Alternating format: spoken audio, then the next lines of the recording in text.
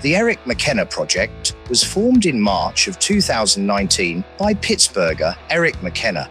The project is free-form and unscripted, with discussions that are unvarnished and purely authentic. Additionally, each engagement is professionally filmed and recorded at Eric's Boogie Street studio, located in Moon Township, Pennsylvania.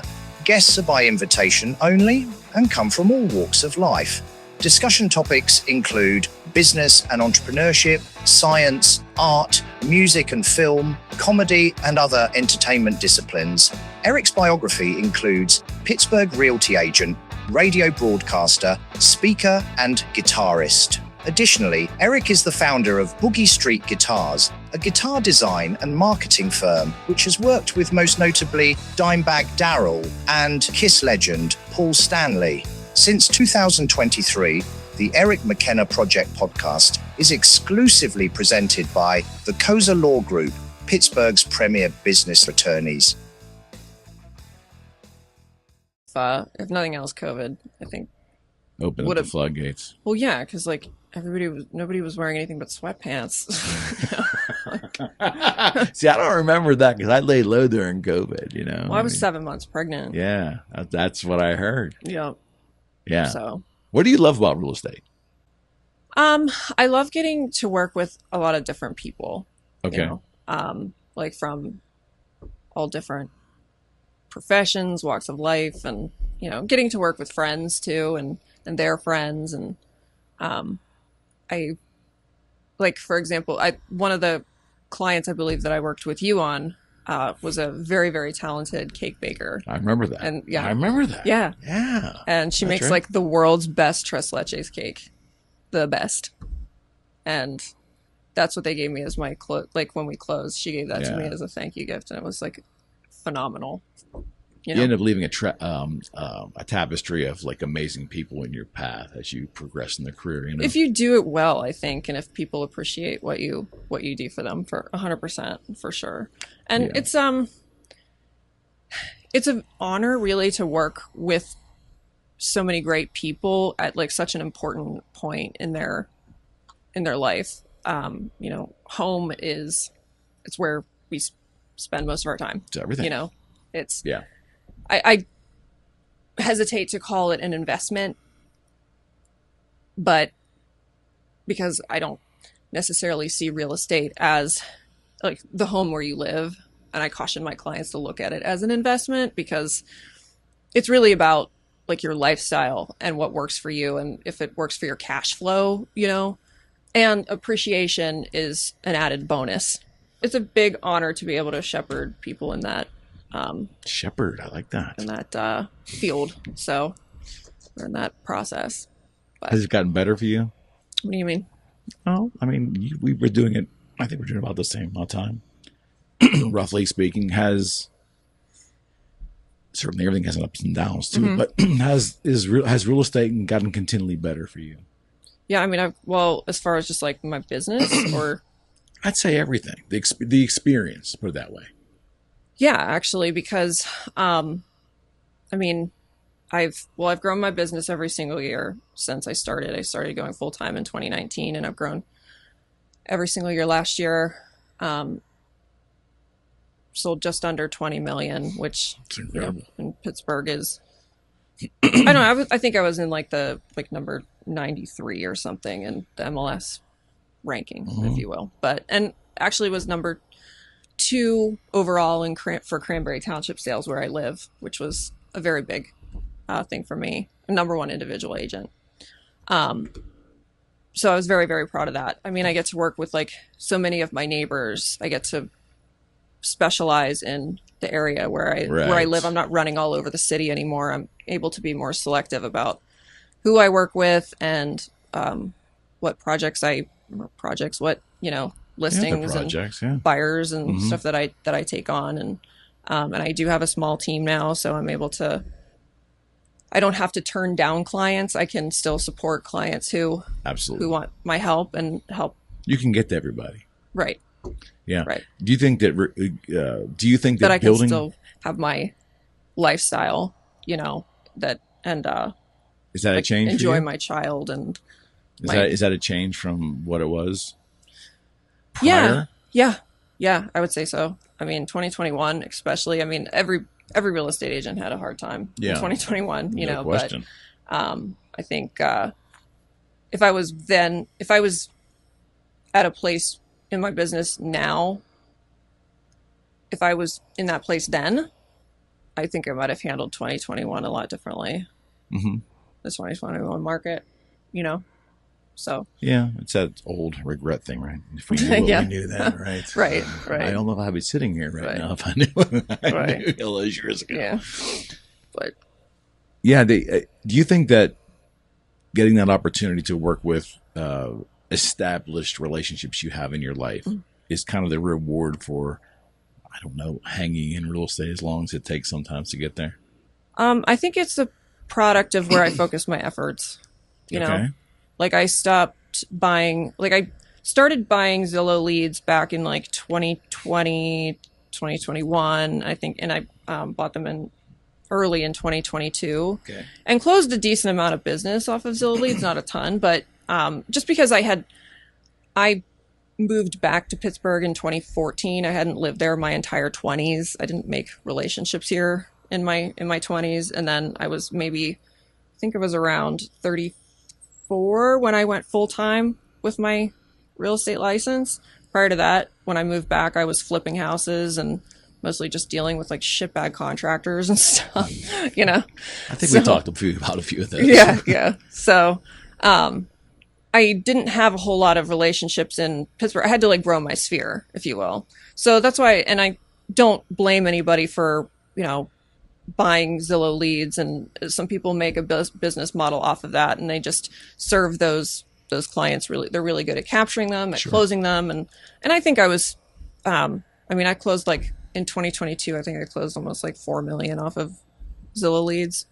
I actually sold my most expensive property off of a Zillow lead in 2022. It was 2.4 million, and but after that, after sort of like, because I was investing a lot of time in like my community and growing relationships with my community, not just like Cranberry, but my neighborhood where I live, and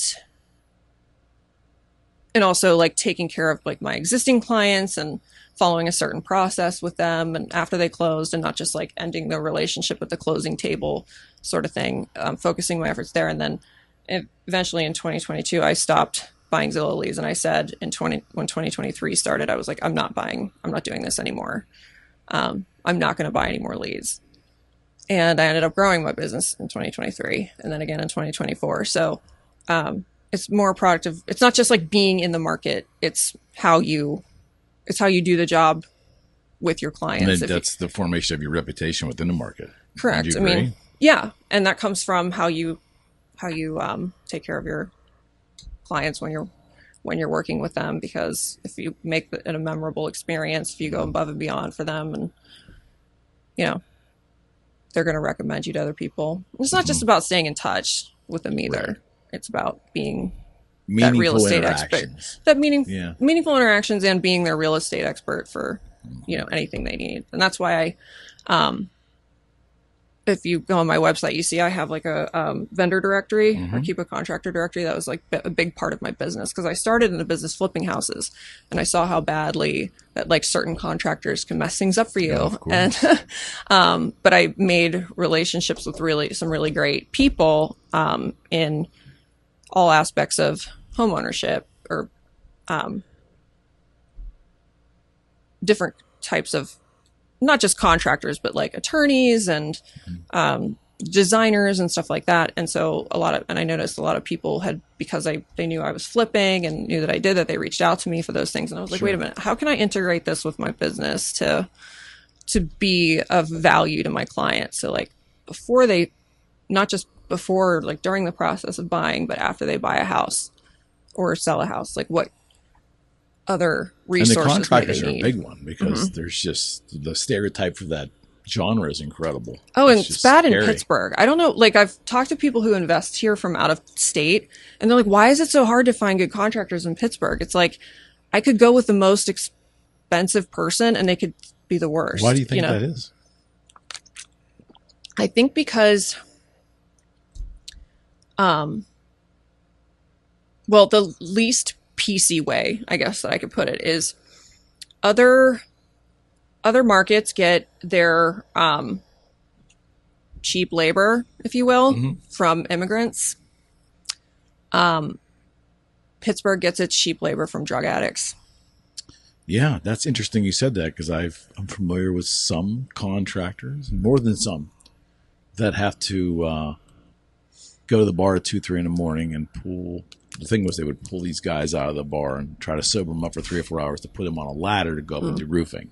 Right. Not a good business model. Yeah. Yeah. And why do you think that is?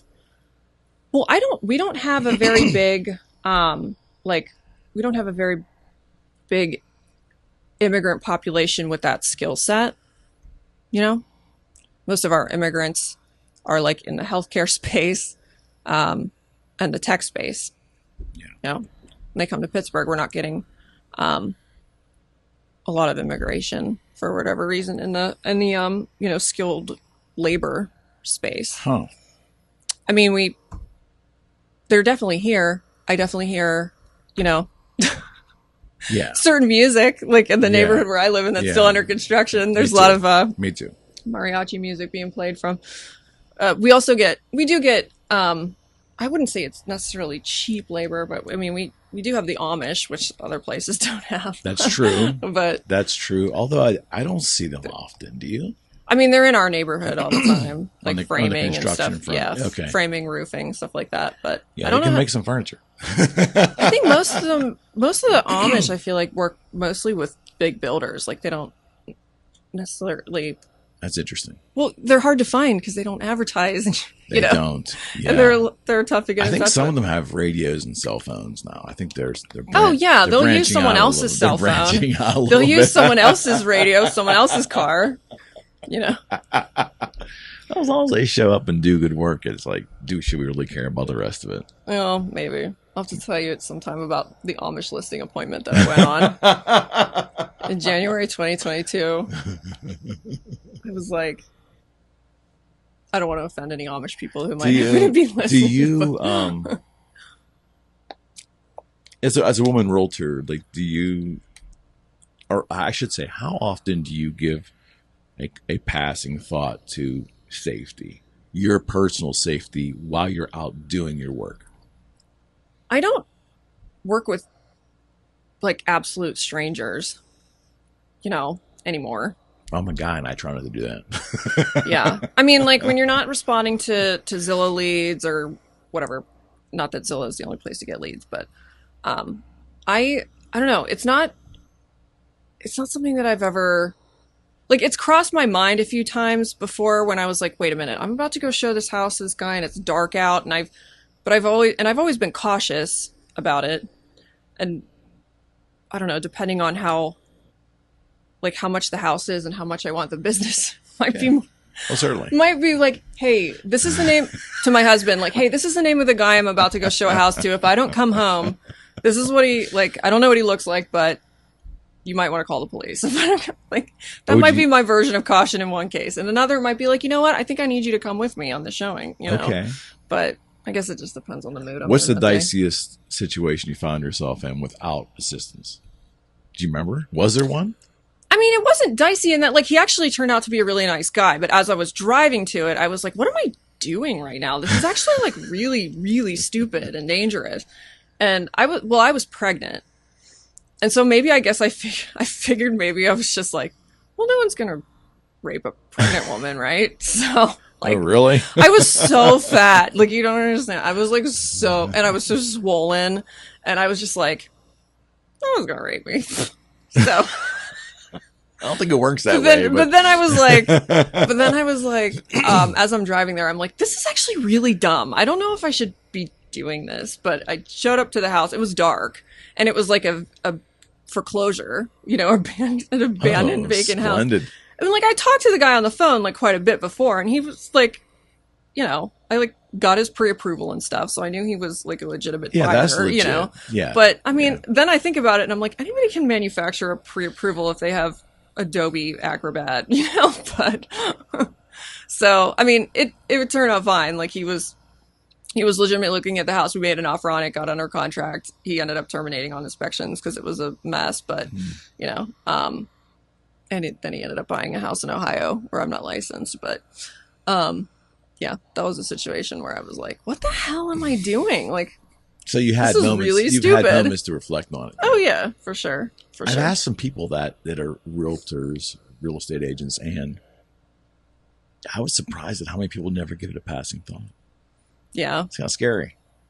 Yeah. But I haven't really been in a situation since then where I've worked with somebody who, like, I think that was like an Op City lead or something. Yeah. Like, I haven't been in a situation since then where I've worked with somebody who I didn't know, and it was nighttime. And what's the benefit of the position that you have worked yourself into your career right now, where you can be selective? Also, on that Zillow front, would you feel too that moving away from paid leads in general makes you less reactionary? You can have success with it, but you become very reactionary because there's a time component of getting on that lead quickly and reacting sometimes while the iron's hot, so to speak. Yeah. It sometimes is unreasonable.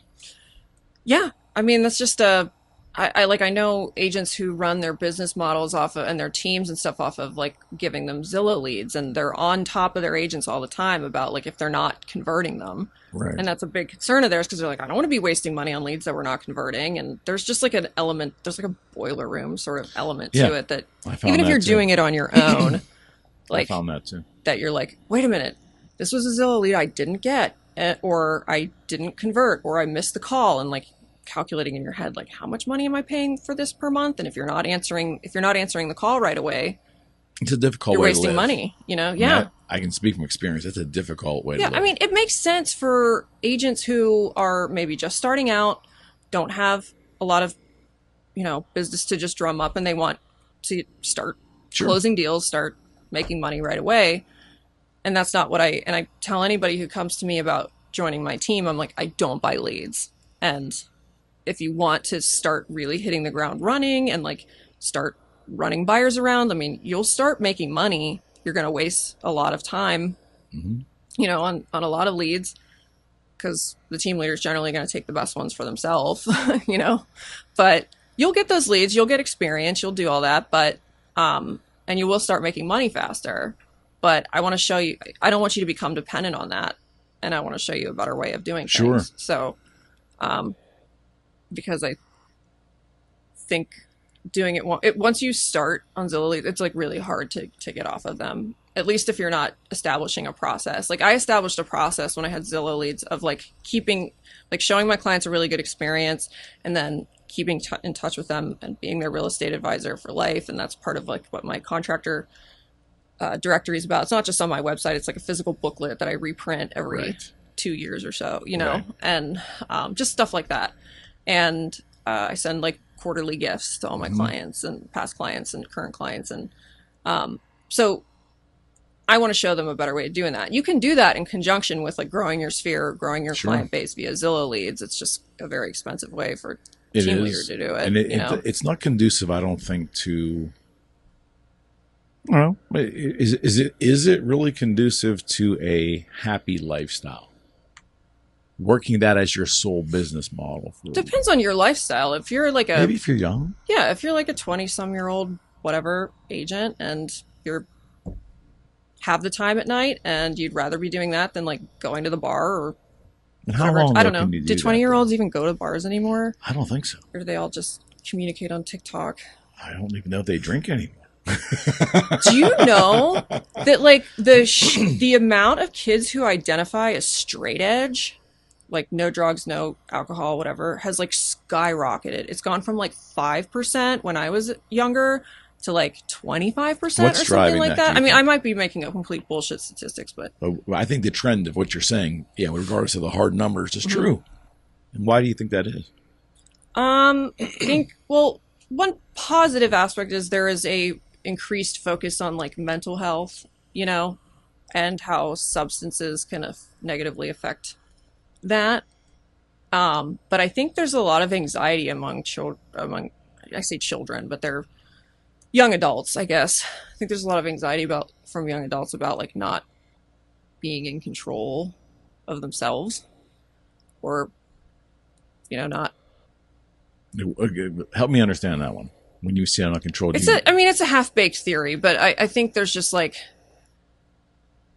obviously if you're drinking, if you're on drugs, you're inhibited in some way, or I'm sorry, uninhibited in some way. You're impaired. And impaired, that's the word I was looking for, yeah.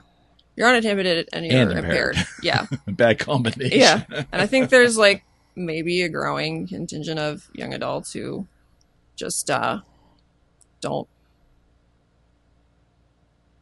like, I don't know if it's a concern about excess or what, but they don't let loose so much. Yeah, and I'm not saying that you need to do those things to let loose. I've never been a big drinker myself, but there's something to be said too about just being like fun and social. I don't think young adults are maybe as social in person too as we were. You think that's the phones and the internet and all that? Oh, COVID had a lot, Okay.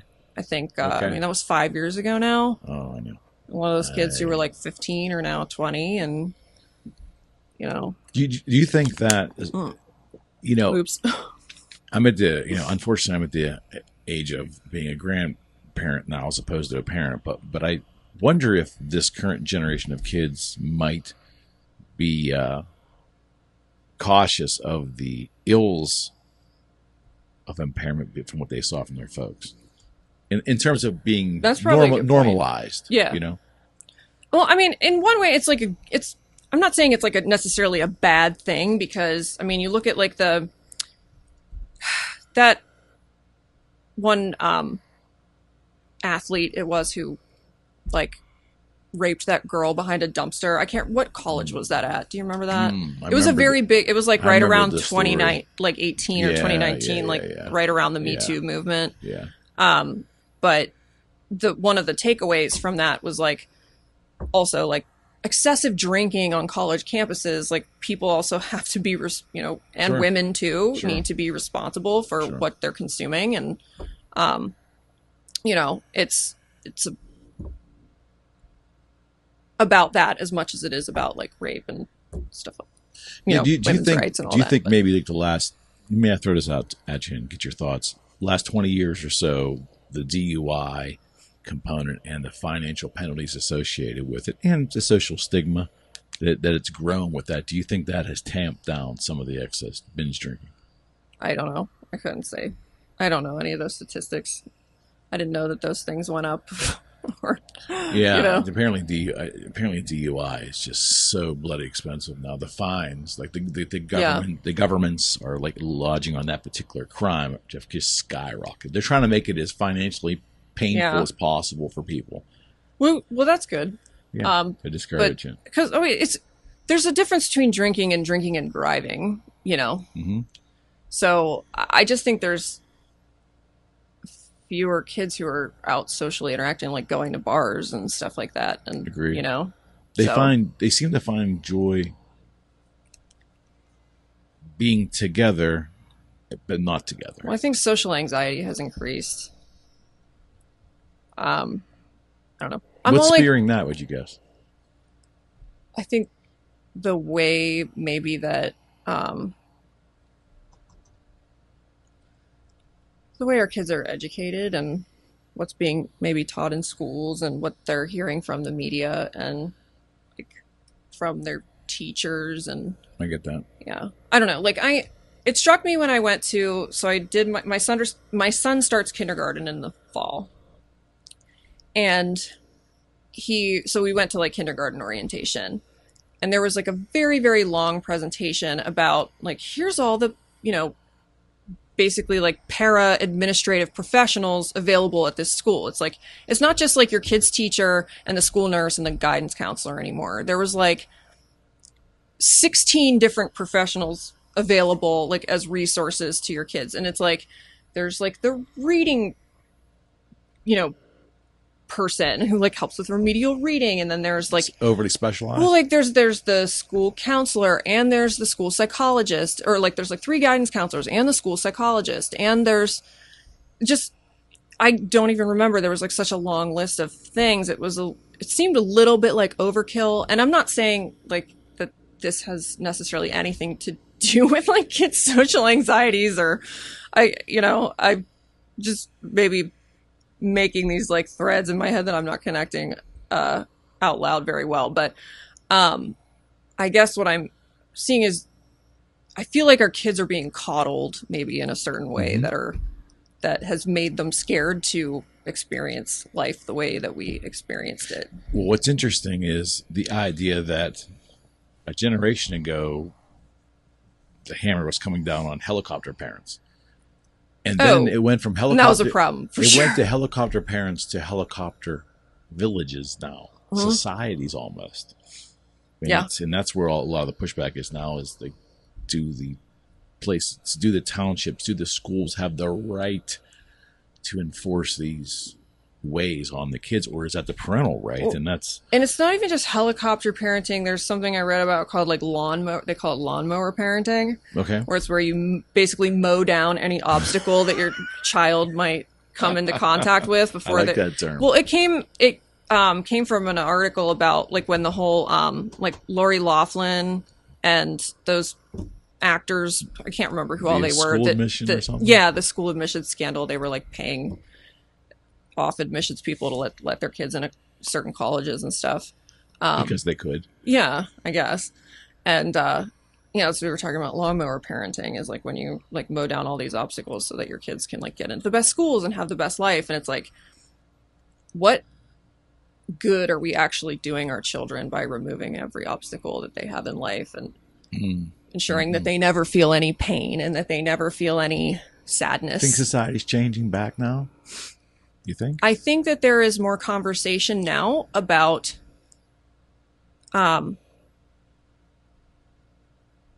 slowly. Yes, I think there is more conversation now. And maybe it's just because of who I follow and what content I look at on Instagram and Facebook and whatnot, but there is definitely, I think, more conversation around how to build resilience in kids and help them to understand and process and really feel and experience their negative emotions as opposed to avoiding them. And that's something that I've been learning quite a bit in the last 18 months of my life, And do you feel like, for your personal experience, do you feel like you're having to relearn this now later in life? I think we all need to relearn it if we did not learn it as children. And I don't think many of like my peers, anybody who was raised in like I was born in 84, so I was most of my earliest memories are from like 1989, 1990. But any of us who were raised by boomers, I think, be nice, are relearning it. I'm not a boomer. I missed it by 2 years. You're Gen X. You're firmly Gen X. I'm firmly Gen X. Yes. I guess I'm what they call a Zennial, like the micro generation. The cusp of it. Micro generation between Gen X and millennials. I got so many terms. I get lost. Well, I'm special because I'm a Zennial. There's only like Zennial. We're only like 8 years or something. Do you think that's a problem? That there's too many people walking around society in general feeling that they're special? I mean, everybody is special. Everybody is special. But it's that's a pretty broad definition of the word there. Well, everybody's different. There you go. And I think that should be celebrated. To me, special and different are one and the same. Are they? At least the way I define it, maybe. Okay. Yeah. Unique. Yeah. Unique. When I think of the word special and how it's used broadly, I think people use it to, maybe imply favor. Correct. I think you're talking about somebody with an entrenched sense of entitlement. Yes. Yes. Yes. Correct. Right. Correct. And so my son loves the show Bluey, and have you?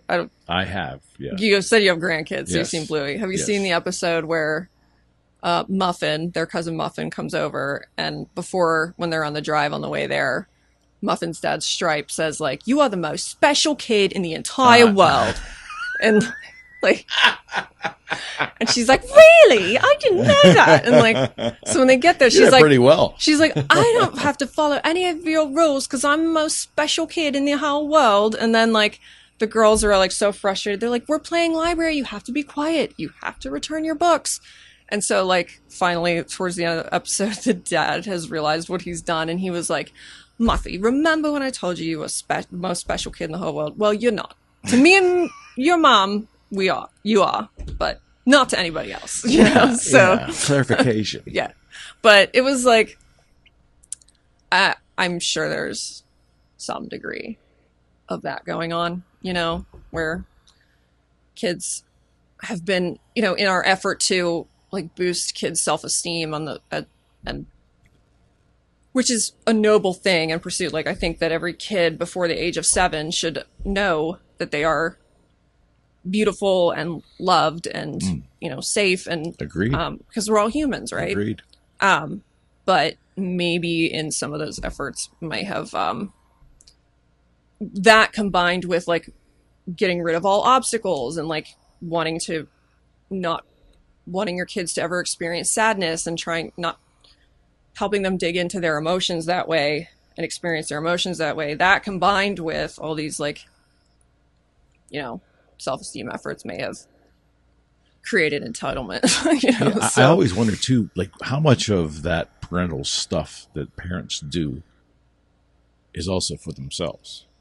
Oh, 100%. Whether in some instances it's a coping mechanism because they perceive they had a rough go of it, which they might have, or they need some kind of validation with their neighbors or social circle. Maybe. I think that the intent is probably good in that, like, I think a lot of parents are trying to do better than maybe their parents did or do as well if they felt like their parents were great parents. You know, they're trying to do as well. I think a lot of people, when you become a parent, you look at your own childhood. It forces you to look at your own childhood and say, what do I want to do differently? How do I want to raise my child differently? Or what do I want to do that's the same? And they, you know, look for ways to improve and they want their children to feel loved, I think. And, you know, one of the mistakes I made, and I want to get your thoughts on this, was, and I recognized I made the mistake, but it was after the fact, unfortunately. I would use the mantra to sell myself on the things I was going to do for my kids I was doing it because I was giving them a better life than I had. I was using that mantra to actually fool myself. And then when I sat and really thought about it, unwound it all, materialistically didn't have those opportunities as a kid because my folks didn't have it, but everything else was provided pretty well. Yeah. I was using it as an excuse for me to bestow my young children with all this stuff just because it was easier. And sometimes dealing with what I needed to deal with there. You know? I think it's also maybe a way of proving yourself to the world. That's interesting. That if you can, you know, if your children are happy or if your children are doing well, if your children are successful, that it's a reflection on you. So you're wearing it as a badge. Right. Proving yourself to people that you may not know. That even still affect you. Yeah, that's interesting. That takes a lot of self-reflection. There's some humble moments there. I know I can speak. It was definitely humble moments for me to realize this is not right. These 27 dinosaur toys are completely unnecessary. You know, the 5 bicycles and he's like 8. Right. I mean, I personally can speak to like the personal satisfaction you get from like making your child happy. And like we went to, my husband and I just got back from a Mediterranean cruise that went to like different, you know, ports in like French Riviera, Italian Riviera, whatever. And we went to Rome one day and I just stopped in the Disney store and there was like a bunch of Stitch dolls from Lilo and Stitch. And I just had taken my son to see that movie and he loved it. So I got one and I was like, this kid has so many damn stuffies. He does not need any more. But I knew how much he loved Stitch. So I bought him the damn stuffy and like, he's like, it's his new best friend. Yeah. I mean, and I'm just like, I don't regret that purchase at all, even though it's a constant struggle. Taking parents, up so much.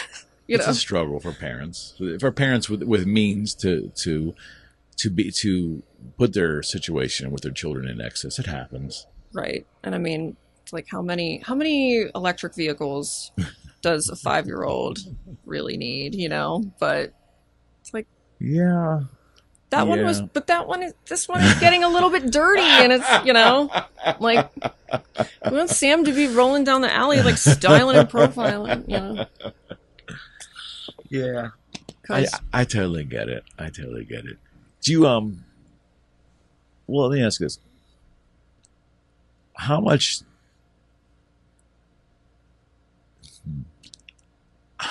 are you worried about the future in raising a child?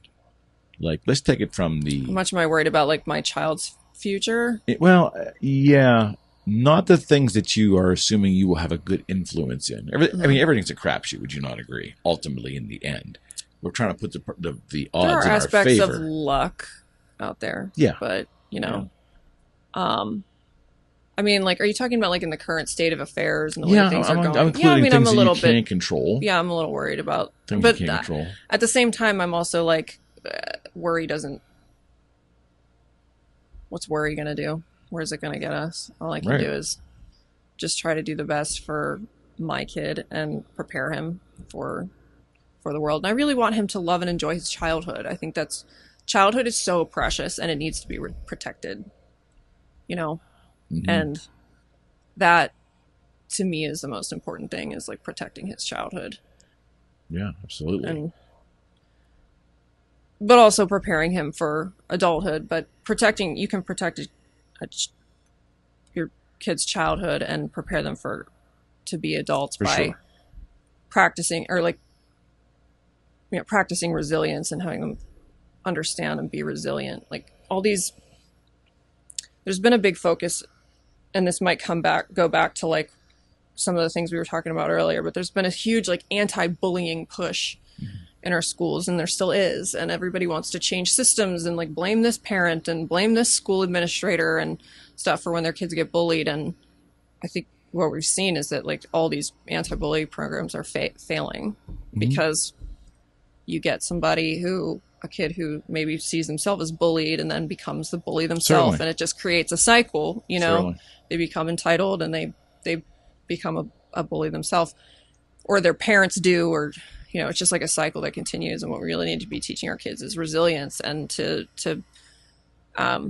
understand and sit with their negative emotions and let them feel that it's okay and it's safe to feel sad. It's safe to feel angry. And, that's something that a lot of us don't learn. Yeah. When we're young. Well, some of us, all we have to go by is how it was for us. Oh yeah. And being a Gen Xer, and it's all stereotypical, but rub some dirt on it. You'll be fine. Like, that's not always the answer either. We live. But I think that's the way you were. That to some degree, raised, to some degree, or figure things out. Like the bullying thing, there was no. Don't get me wrong. If someone was out on the schoolyard beating someone senseless, if you're being physically abused, teachers would do something. Yeah. But you had to, we all walked to school, so we had to worry about that bully chasing us down on the way home. There was things we had to learn to manage as a child. Yeah. And my parents were somewhat okay with it because that was what they deemed necessary for them to figure out life in a way at that young age. I'm not sure a lot of parents would deem some of that stuff okay for children to figure out on their own. Right. They might not want to let their children be in those positions. I'm quite sure many would not. I'm sure there's a fine line. There is between like where do you let a kid try to handle it themselves and where do you step in, because you don't want your kid to feel isolated or like they're not, like you don't support them, but at the same time you want to let them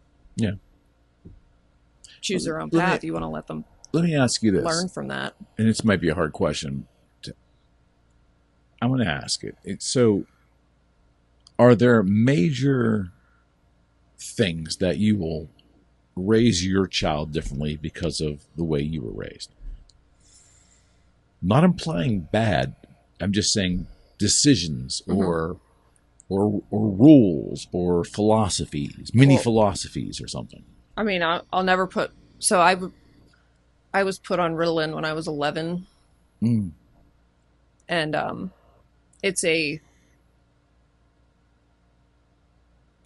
still am on Adderall to this day.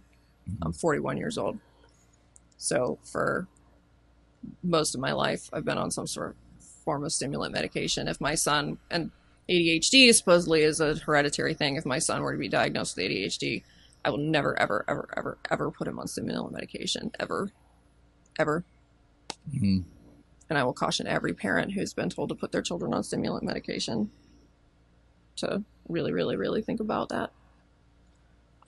That's a very specific thing, but no, that's that's an important thing too. Yeah.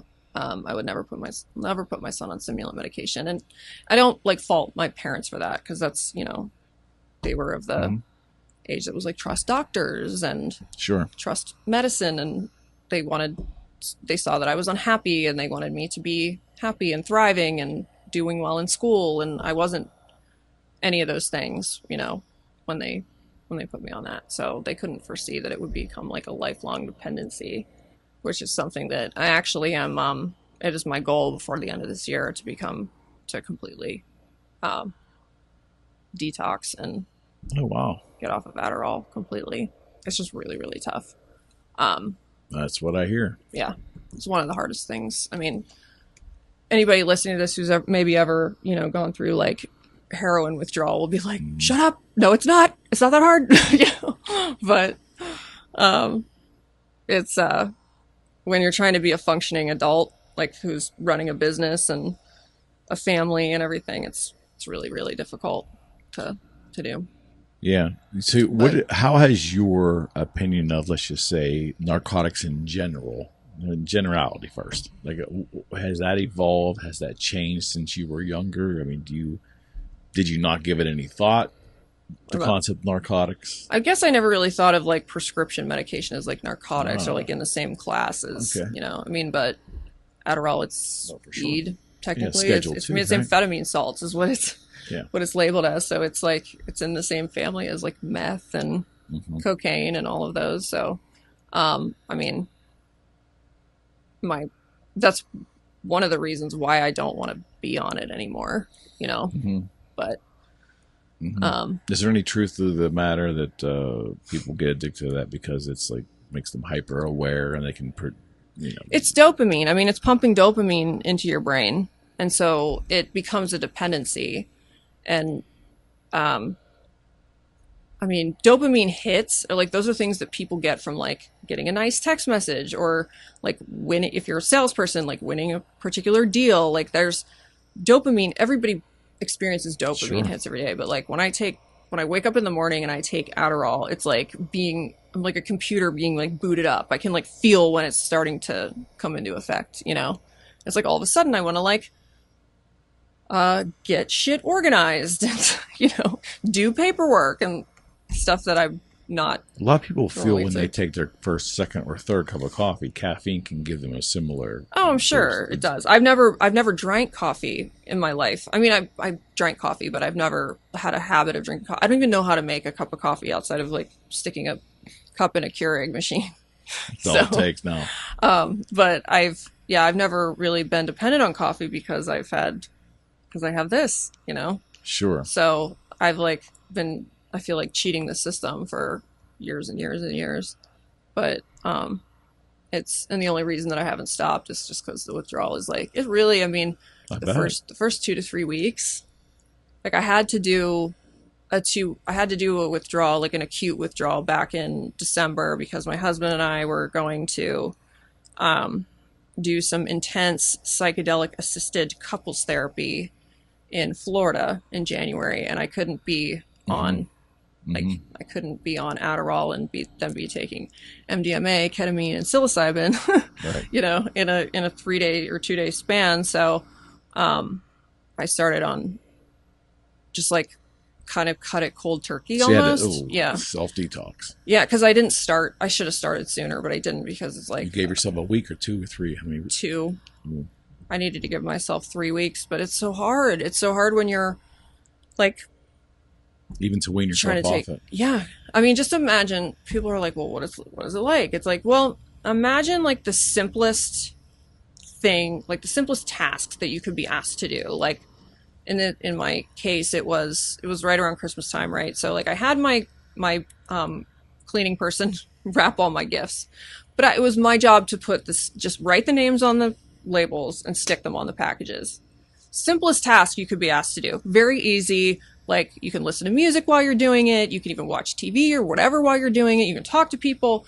Simplest task you could be asked to do.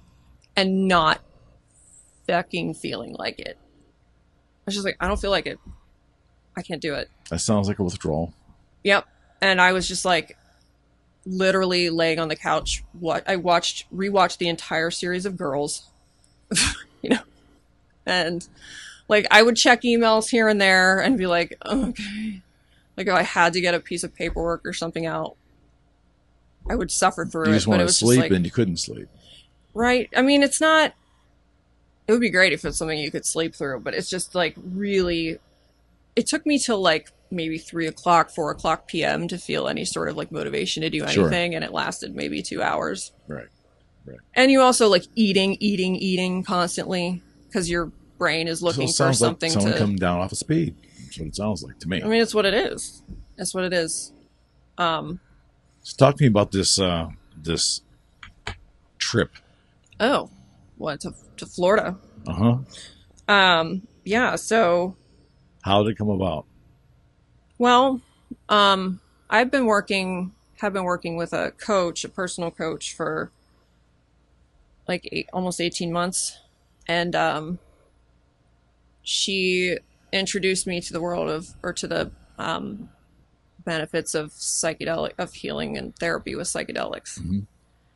And so I went out it was September of last year. I went to, well, first, actually, I actually did in November 2023, I did with her and like 6 other women that she had either coached or, I think worked with before, to Potter Valley, California, to do ayahuasca. Mm-hmm. Just did like a women's ayahuasca retreat. And how was that? Ayahuasca wasn't, I wish that I had done some like MDMA and some of those things first before I had done ayahuasca. I don't think I got a whole heck of a lot out of it, except for like, I mean, the tough thing about ayahuasca is like, it's very tough on your body. Mm-hmm. Like I spent the entire first night, like in the compost toilet. So talk to, let's just say someone's watching this and they have no idea what you're talking about. Ayahuasca? Back it up a little bit so they can understand. So, I mean, I'm just going to tell them to Google ayahuasca. Of course. Of course. What the substance is. Yeah, right? it's obviously it's a psychedelic that has come into our more regular consciousness as being therapeutic and very good for people who are looking for like spiritual growth, personal growth, that sort of thing. If it's done in the right environment with like the right entheoguides, the right intention, and all of that. So that was like my first adventure into this, but then shortly after this, my dad died. And I feel like that stalled my personal growth a lot, just because there was a lot of hurt and pain and sadness and stuff that was wrapped up in that I was not trying to experience. And eventually my coach, she could see, she was like, there's a block here. I really think that you should try MDMA therapy, And so she gifted me a session. I went back to the same place in Potter Valley, California, where we did ayahuasca. And it was just me one-on-one with the entheo guide.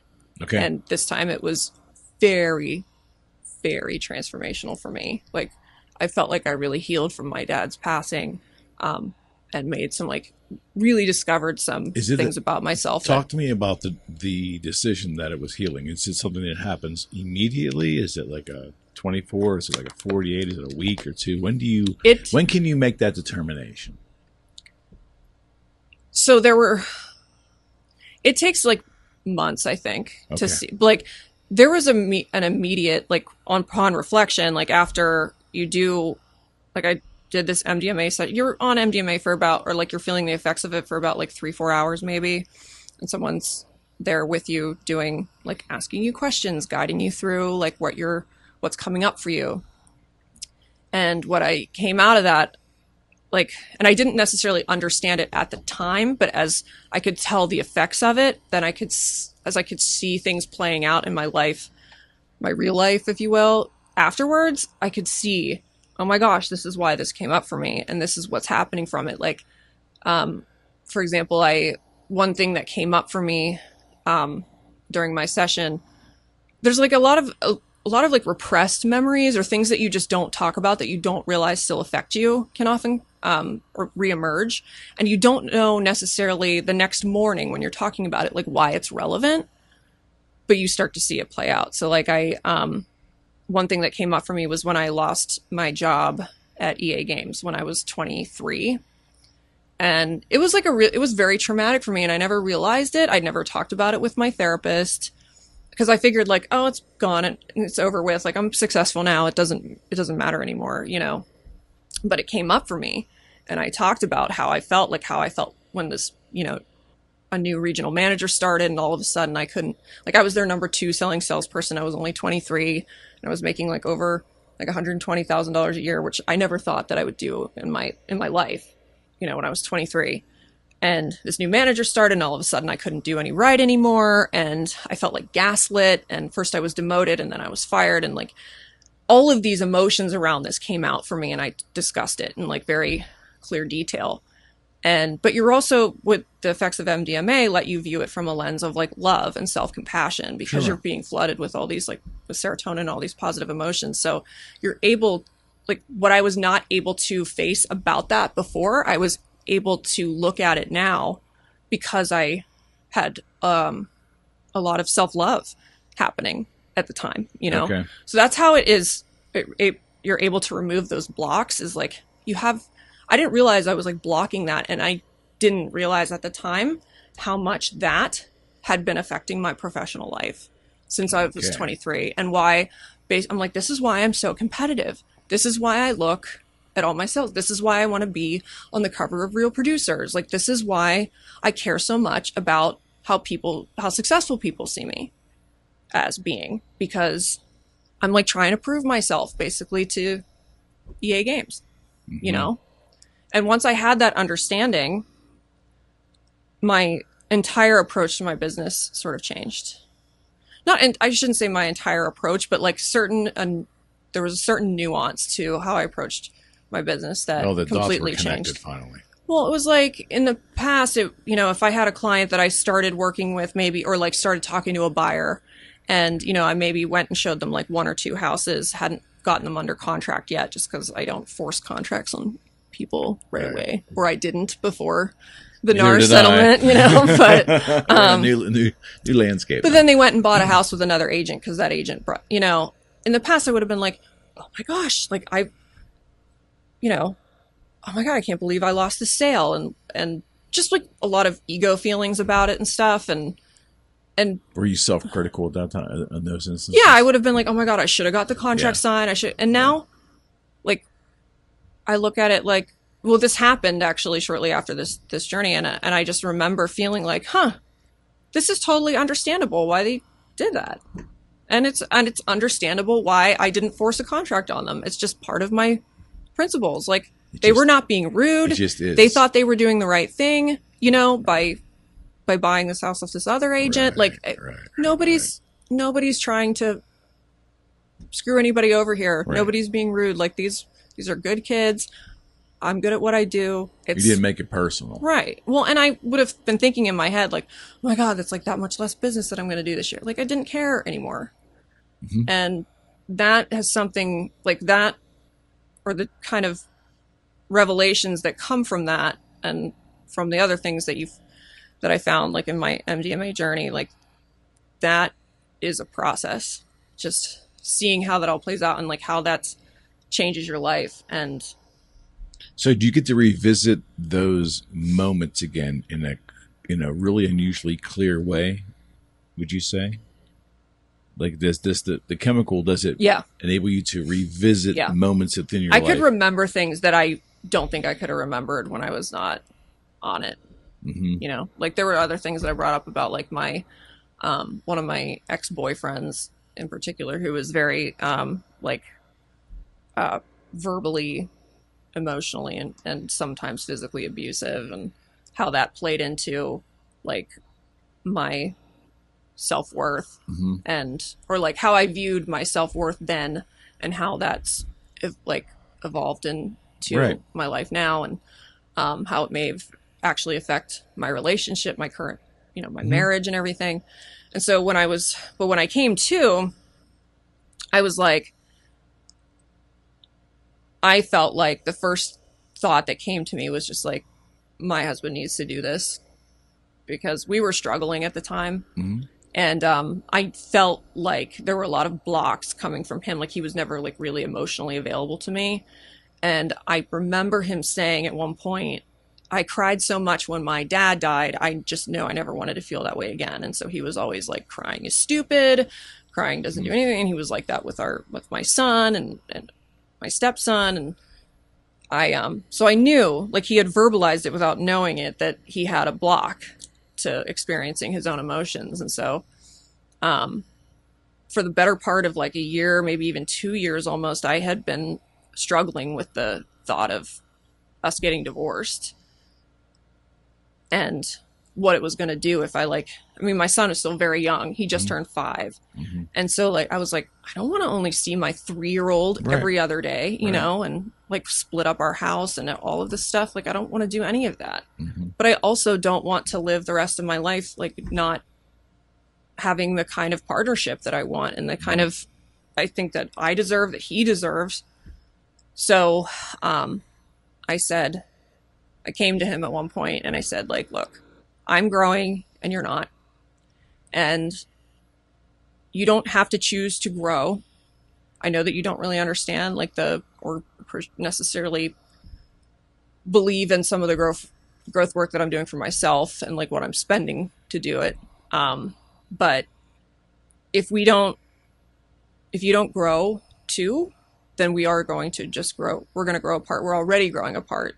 Eventually, the thing that's going to happen is we're going to get divorced. That's where I see this going. So here's my idea. I would like to do this. I was given the information for the couple in Florida because I just didn't want to go all the way back to California because it's a 5-hour flight and then a 3-hour drive. It's just a harrowing journey. So I was just looking for someone on the East Coast, and she connected me with this couple in Florida who does a 3-day intense like weekend of using MDMA, ketamine, and psilocybin. And so it's the same cost whether you go yourself or with 5 people or so I was like, look, I think we should do this together. And I allowed him to like do his research and maybe look into some other things and interview with the people, but he decided to do it with me because he's, it was very, very expensive, but he said, it's cheaper than divorce and our relationship is worth it, so and it completely 100% saved our marriage, so that's amazing. That's amazing. So when you step back from that journey into psychedelics and you look at where you were before and where you are now, obviously you're keyed in on the benefits of it. But when you look at it broader, do you find yourself like sometimes in amazement, holy crap, I could never picture myself doing this 10 years ago. Right? Yeah.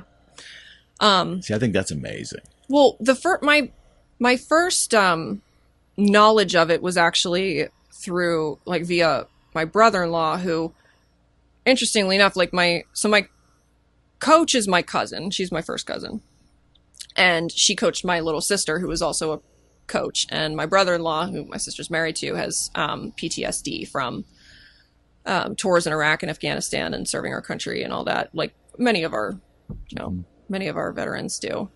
And it was, I think, one of the pain points in my sister's life when she was coaching that, her husband had PTSD and she wanted to help him heal. So Sloan, my coach, was the one who introduced him to, because that's where a lot of MDMA therapy and the current discourse, like in, if you're like RFK is talking about it, or anybody in official capacity, it's like, let's approve MDMA or look into MDMA therapies for veterans or people with severe trauma, severe PTSD, so I only ever thought of it in a way that like as something that was a therapy for people that couldn't do traditional therapy because they had such severe blocks and severe trauma. But I never thought of it as something that would help myself, like me, someone like me whose traumas are like, I have trauma, but it's like I've never been raped or, you know what I mean? Like I don't have like really big traumas. I just have a lot of little traumas, you know? So, and maybe some big ones in terms of sometimes it's like the age I was when I experienced them, they might be considered big, but you know, it's often how, I mean, I think society will say these are big issues and big traumas, but depending on how you interpret what happens to you individually, the size and scope it only matters to the individual. Right. But I also don't want to like pretend that, you know, my dad screaming at me when I was a kid is the same level of trauma as like dodging gunfire or seeing your friends blown up in battle, or you know what I mean? I mean, certainly I think there's certain like respect and reverence that must be paid without question for that, you know, but they still affect you. And that doesn't mean that you don't deserve to heal from it, obviously. So certainly, but yeah, I just wonder, like you sit back and 10 years ago, I could never have seen myself doing this. Well, wait, I took what? I did what? I went where and did what? Oh, the thing that was most marked for my situation was my husband, because when he heard I was going to go do ayahuasca, like we were sitting in our hot tub and he was like, I'll never do anything like that. Don't ever ask me to do anything like that.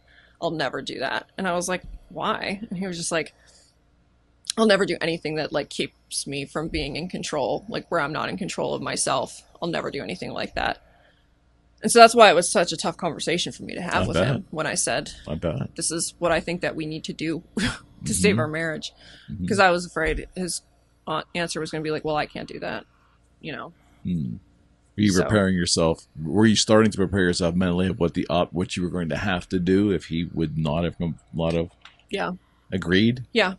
And I also didn't know what it was going to do. Like when I was like, well, we could, even after he agreed to do it, like there was a time we got in like a big fight and then he was like, I'm not doing that anymore. And so it was like a process to get it all back together. But then I was like, I don't know what to expect. When we go down there, like he could end up like falling back in love with me or something, but I don't fall back in love with him. And maybe it'll make things harder.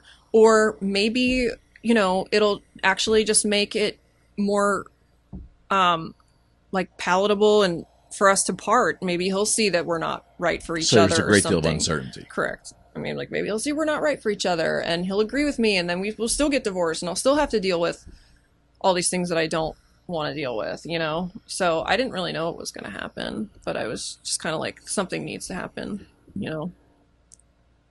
Would you have been able to, this is obviously a guess, do you think you would have been able to accept whatever the ultimate outcome was because you might view it as getting to like the ultimate truth? Yes. If that makes any sense. Yes. Yeah. Okay. That's what it all comes down to, is like finding, it's definitely helps uncover truth. I'm not sure, in my opinion, that the bulk of society is concerned so much about the stigma of the drug or drugs.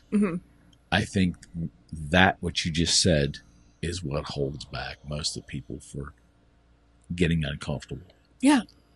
Is that they don't, they're not willing to be open to the idea that whatever ultimately happens, that's what's supposed to happen. It's not being hidden anymore. Right. You know, it's feeling out of control. It's feeling, and I do get maybe some people are just worried about like being sick and feeling, you know, or like going crazy. Some people worry about like, I know, like when I talked to my neighbor about this, he was like, oh, I can't do anything like that because drugs turned my sister crazy, you know? And I was like, well, I think they were like, maybe, right. I'm like, I think it's a little bit different. Like these are actually very beneficial drugs that don't like really, they don't impair you. Yeah, administered correctly. Right. And with the right intention, like I said, the right environment, the right entheoguide are very, very I think the whole thing's fascinating. I mean, some people can't have a bad experience on them, I've heard, you know, but isn't that with everything? I suppose. You probably, you know, I mean, somebody is going to ingest cough syrup today, innocently, somewhere on this planet. Yeah. It's going to die. Well, maybe, or it's going to go tripping. Right. It's like, I mean, there's always a. So let me ask you about that. The randomness of life. Has your viewpoint on that changed at all over this journey? Randomness of life? And your acceptance of it, or lack thereof. The way you deal with the randomness of life. I don't think that life is so random. I think that if we're living an unconscious life, if we're not, if you're not intentionally growing, if you're not like facing down your shadow self, if you're not, if you're not living your life with intention, you're basically just repeating your own like mistakes and calling it fate, I have a little different twist on that. I don't disagree with you, but let me throw this out at you. I think that I would love to get your thought on this. I believe that society, over maybe because of technology, maybe because of changing social economic things, I don't know, but something in society has made existence easier. Year by year by year. Some are social constructs, governmental constructs that have made technology. Absolutely. But it's made existing easy. Going back even compared to my childhood. If I get out of high school and I didn't want to go to college and my parents said, well, you can't live here. At some point I got to say, wow, I've really got to go get a job so I can eat and feed myself. I'm not sure all those social mechanisms are still in place to that degree. I think there's a lot of safety nets out. There's safety nets. There's also the fact, though, that like it's, at the age of 22 or 23 when someone comes out of college, there's like not that many great paying available opportunities for them. And like the cost of rent has gone through the roof. So like parents are like, obviously you can stay with us. I'm not entirely blaming it on laziness, but I think that there is,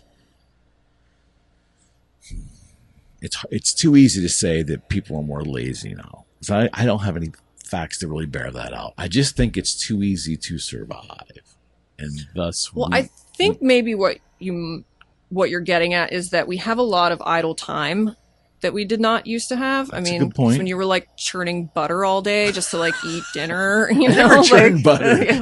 I wasn't around for that. I mean, the proverbial you, or like the understood you, like when like if you were like farming your supper and those sorts of things, or when your car only goes like 40 miles an hour and news traveled slow. Right. News traveled slow and your world was much small. Like people's worlds were much smaller. That's it. That's the that's the issue, the big issue, I think. Yeah. The world is just very big now. I mean, I feel like it is like anymore. It is so much harder to get people to rally around like certain, like it's really hard to get people to attend an event unless they have like a personal tie to it, or if it's like a cause, like a personal tie to that cause or to that community. It's like, because there's so many options is what to do out there, that it's like, why would I go to this thing? If there's no, if I'm not connected to it in some way. Got it. You know what I mean? Got like it. And maybe I'm just not connecting the dots that are in my head out loud as well as, as I'm thinking I'm expressing it. But it's like, I just feel like there's, because like I remember when I was younger, I grew up in Moon, and when I went to camp in the summer, like I always made friends that lived in like, some of them lived in like Brookline or Shaler or, areas that like I drive to from Cranberry, like all the time, like every day, no big deal. But I remember my mom being like just getting me to Brookline to hang out with my camp friend was like a big deal, like, oh my God, I have to go all the way to Brookline. Like people were much more like, I think like where you lived, your community and stuff, you were much more like, it was much smaller and tighter. Parochial. Yeah. Oh, parochial. I didn't really know what you said. I was like, sure. I don't Sure, know. that. I don't know very many big words, so give me credit where credit's due.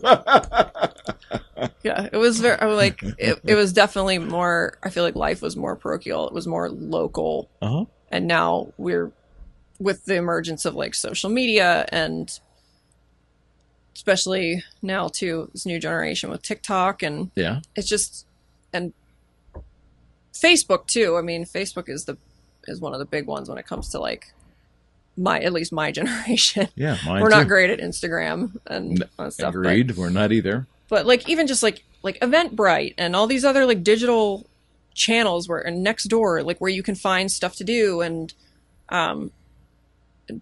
Zillow and Realtor where I can look at houses available in like Nashville if I want to. Like it's just our world is much bigger, and also things are a lot easier in terms of getting places and obviously things are more expensive now, but our needs for space have increased, of course, insanely. Like my other brother-in-law is one of 9, and they grew up in a 3-bedroom, 1-bath house in West Mifflin, and that was like normal, you know?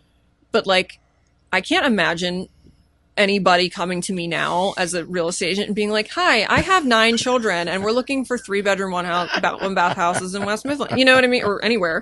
Why not? And it's like, you know, our needs have increased, and like in a way that's a good thing. Has our needs increased, or has the luxury of life kind of definitely been embedded into, you know?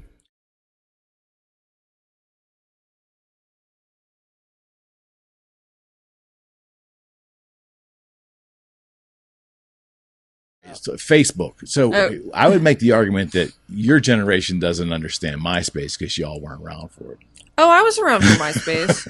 I was like 20. I was like in my last maybe year or 2 years of college when MySpace. Okay. So I was like the prime audience. And like 4, 5, 6, and 7. Yeah, I graduated in college in 2006. So. Do you know things still up? If you go to MySpace.com, it's yeah. still there. Really? The architecture is still there. I don't know how easy it is to maneuver it, but you think someone would someone's paying for that. Yeah, that's weird. That's weird. Yeah, that's weird. They should have just, you know, moonlighted that project with pets.com and the other .com bubble. So you remember the .com bubble? Yeah, I mean, I didn't, like, I was in, I don't know, I want to say like 7th-ish, 8th grade when that happened. 2000, 2001? No, the .com bubble burst in like, I thought in like 98 or 99. That's not how I remember it. Well, your memory might be better than mine. I was running a business online from the beginning, and I was having the golden age until 9/11. Maybe I'm just thinking of like 9/11. It kind of like for a while there. I thought it busted before, like while Clinton was still in office. I don't. That's not how I remember it. Maybe shortly after. I could be wrong. You were older, so you probably at the time you probably remember. Be kind. No, I'm saying your memory is probably better than mine of the .com. I just remember the pets.com commercials, and then I remember them not happening anymore.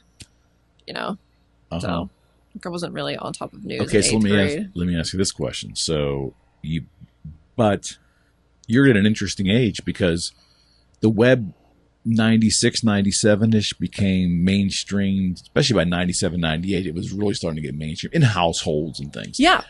Do you remember the before times? Yeah, I mean, that's actually why I'm called a Zennial. Because, so the Zennial is the micro generation between, like, I don't know, 83 or something, or 82 and 92 or something. I don't know exactly. I can't remember. But it's a very small, it's like 8 to 10 years or whatever of a generation. And the market thing about this generation is that we remember a time before the internet, but we also grew up at a certain point, like, on it. But we didn't grow up entirely on the internet. Like, the internet didn't exist by the time we were old enough to use it. So you remember the before times. Right. I do. And I remember like when AOL came out, we got like our first CD in the mail and like the sign-on song and all of that, you know? Yeah, I definitely remember all that. That was like, I was in maybe 6th or 7th grade. I remember like writing or being interviewed for like my school newspaper in 5th grade and was like, I remember talking about like, yeah, we just got like we just got this CD and now we can get online and we can like talk to other people in like chat rooms and stuff. And It's really funny when I went back and read it. But so you remember you were very young, but you remember time before the web was integrated in life. Yes, I do. Yeah, I got a real clear. I mean, yeah, my point of reference is pretty broad there, and I miss those times. And I'll tell anyone that will listen to me. I'm not saying it's better or worse. I'm just saying it was different, and there was a lot of elements within society. I was born in '66, so by the time '96 came around, it was 30 years. Right. All through my 20s and 30s, my childhood was without this interconnectivity, without this other thing. Right. We used to pick the phone up and talk to people. Everything just moves slowly. Yeah. You know? I mean, I didn't have a smartphone until 2010, maybe. I had like a flip phone before that, but like literally like my life revolves around this fucking thing now, yeah, you know? Yeah, that's an occupational hazard for sure. 100%. I mean, even if you're not in my business, I don't know. It's like, I'm sure that I don't know what businesses exist that your life doesn't sort of revolve around some phone, you know, or some smartphone. Do you remember that you are the reason that I finally went and got an Apple phone? Really? Why? Because we had this discussion right before the pandemic. We had that deal we did. And you were giving me grief for the blue bubble or something. So I was trying to text you. The green text? You weren't getting some of my texts, and I was trying to attach something, and I was seeing that it was reaching you, and you're like, it's not reaching me. You can't send a PDF with an Android. And all my family had it. And finally, I was like, you know what? I can't. I think your family was the bigger influence. I was just the straw I don't know, that broke the camel's back. You kept giving me grief about it. I'm like, you know, this is the final straw. I mean, I mean, not that Apple like makes a better product necessarily than the Android. It's just once you get used to it, it's like whenever somebody like my sister hands me her Android phone to like take a picture, I'm like, I'll take the picture, but then I'm like, how do I get out of here? Yeah, it's not intuitive. And for what we do for real estate, I think there's some benefits of the iMessage platform and the functionality between devices and attaching things and all that stuff. If I'll be in a group chat or a group text and there's like one Android user, no, you're out. It all goes green though, doesn't it? Is that how it works? Well, the problem is if you get an Android user in a string, it's like you can't leave it. All you can do is mute it. Like you can't leave it. Didn't know that. See, I don't do a lot of group text. And you can't remove people. It's like when you get stuck in a group chat with an Android person, it's like, oh my God, this might be a lifelong commitment. I might not ever be able to get out of this. You know, it's kind of scary. What is your personal viewpoint on social media in general?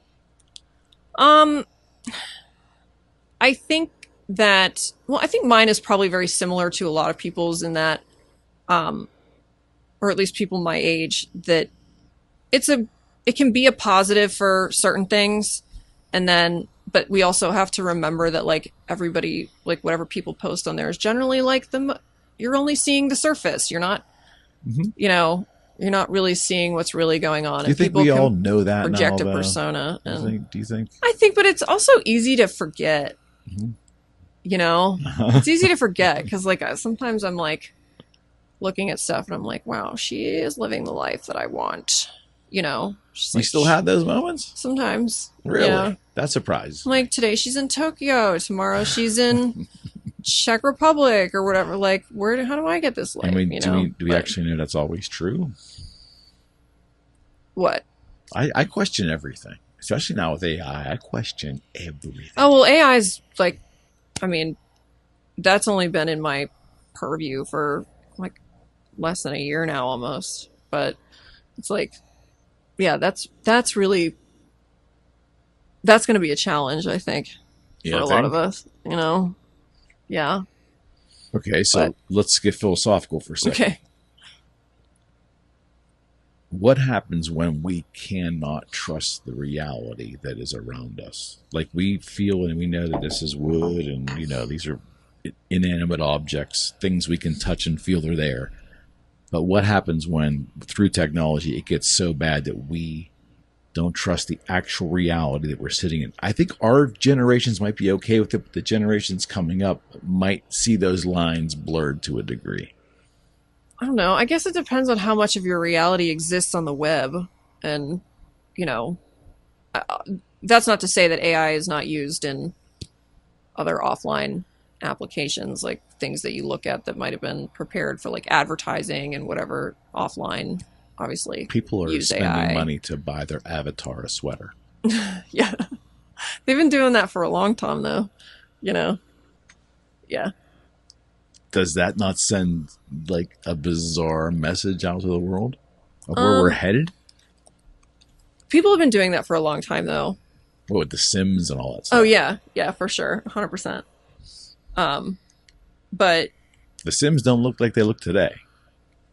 You mean the Sims then did not look like they look today? Right. I haven't played the Sims. Well, I'm just saying it's virtual reality in general. Yeah. It keeps getting more and more and more. Yeah. Like human-like. Yeah. It's a bit scary. I mean, what was that show on HBO, the Westworld? Mm-hmm. It's like, when do we get to that point? Maybe. But that's... Well, let me ask you this then. But if we don't talk about... Let's just say we agree that we're not there, that there's a confusion that this lamp is not real. We believe this lamp is real because we can feel it and touch it, and there it sits, right? And it'll break if I hit it.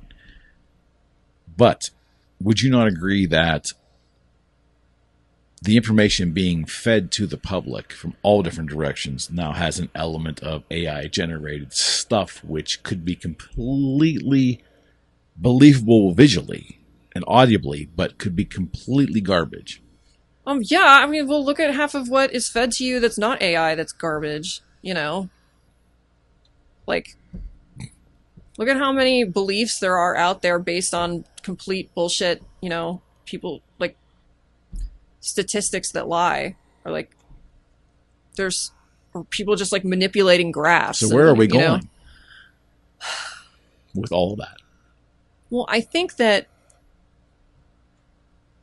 the interesting thing to see between, like, you know, 2020 and now is how much I felt like there was, like, the narrative was directed in one particular way because everybody that owned particular, or like most of the media, including online media, including like Google and Twitter, which is obviously now X, and like we're all in the same sort of camp, if you will. They're all like just like billionaires on the same team. And like, are they in cohesion? Well, and I don't know if this necessarily, like, maybe I might sound like Charles Manson doing an interview. Like, have you ever watched an interview with Charles Manson where like somebody asks him a question and he like answers just like a completely fucking different question? You don't sound like Charles. like I might sound like Charles Manson, like where I'm going with this, but I guess my point is just about like bullshit being fed to you and people just, you know, believing everything that if it's packaged a certain way, and you know, or if you have you read like headlines recently that it's like once you actually dig into the story, you're like, that's not what it's saying at all. Right. You know? Like it's almost... But you just read the headline and you're like, oh. Like, you come away with the belief that, I don't know, it's like, oh, single women over 40 are the only ones buying houses right now. Literally nobody else is buying a house, you know? Or... those like, headlines are out there. Yeah. Well, and I saw a headline that said, like, do you know, like, over 40... There's estimating that like over 40% of stroke deaths in women over the age of 40 are from being choked during sex. You gotta be shitting. But then, like, once you dig down to the data, it's like 12 people, you know, and you're like, because like when you see that, you're like, what? You know, but then once you actually do the math and like dig down into the article, it's like, so it's a lie. Like 12 people. So it's a lie. You know, it's like, oh, like. But you had to go waste a minute or two or three of your life getting to that conclusion. Right. To satisfy what in the end? Your brief intellectual curiosity for that little spark of a moment? Like, well, I guess the point is like we're all consuming somebody else's idea of reality if we're all we're doing is consuming and not creating. Could we be consuming someone else's make believe? Well, yeah. I think you do a lot. Every day. That's why you have to create, or you're not, if you're just consuming, you know. That's good. I never heard it put that way. That's good. So. Get in the creative mode as opposed to just being a consumer. Yeah, there's a story there, because how many of the public in general are just consumers and okay with that? They might not even know how to create or even have the I'm guilty of it. I've been having this problem lately because I just feel like all I do is consume lately, and I haven't felt like super inspired to create. But that's part of my journey, and like the thing that what I'm going through now, just like reevaluating my entire sort of life after all these experiences and wondering and like just wanting to sit with like my shadow self and really rediscover like who I am outside of, and this is stemming from all my personal growth work and the medicine journeys and stuff that I've done. But like I've in this space where I don't feel like I'm creating, and it's making me, I don't want to say depressed. I'm just sort of like anxious, maybe just like not anxious, just like in this space where I just feel uncomfortable, unmotivated, and you know, like I'm going through the motions sort of, and I'm doing what I need to do, but I just don't feel inspired, you know? Let me ask you this. Do you feel the need to create? You just don't know the outlet? Yeah, that's a good way to put it. Yeah, I think when we don't create as humans, that's where we get stuck to a place, but a lot of us don't feel necessarily inspired to create. That's interesting. Enough. That's interesting. Because we often blame it on the simple thing, I'm just not a creative person. How many times do you hear people say that? Everybody's creative. Exactly. But maybe they don't see necessarily what they're creating as being a creation or being creative. But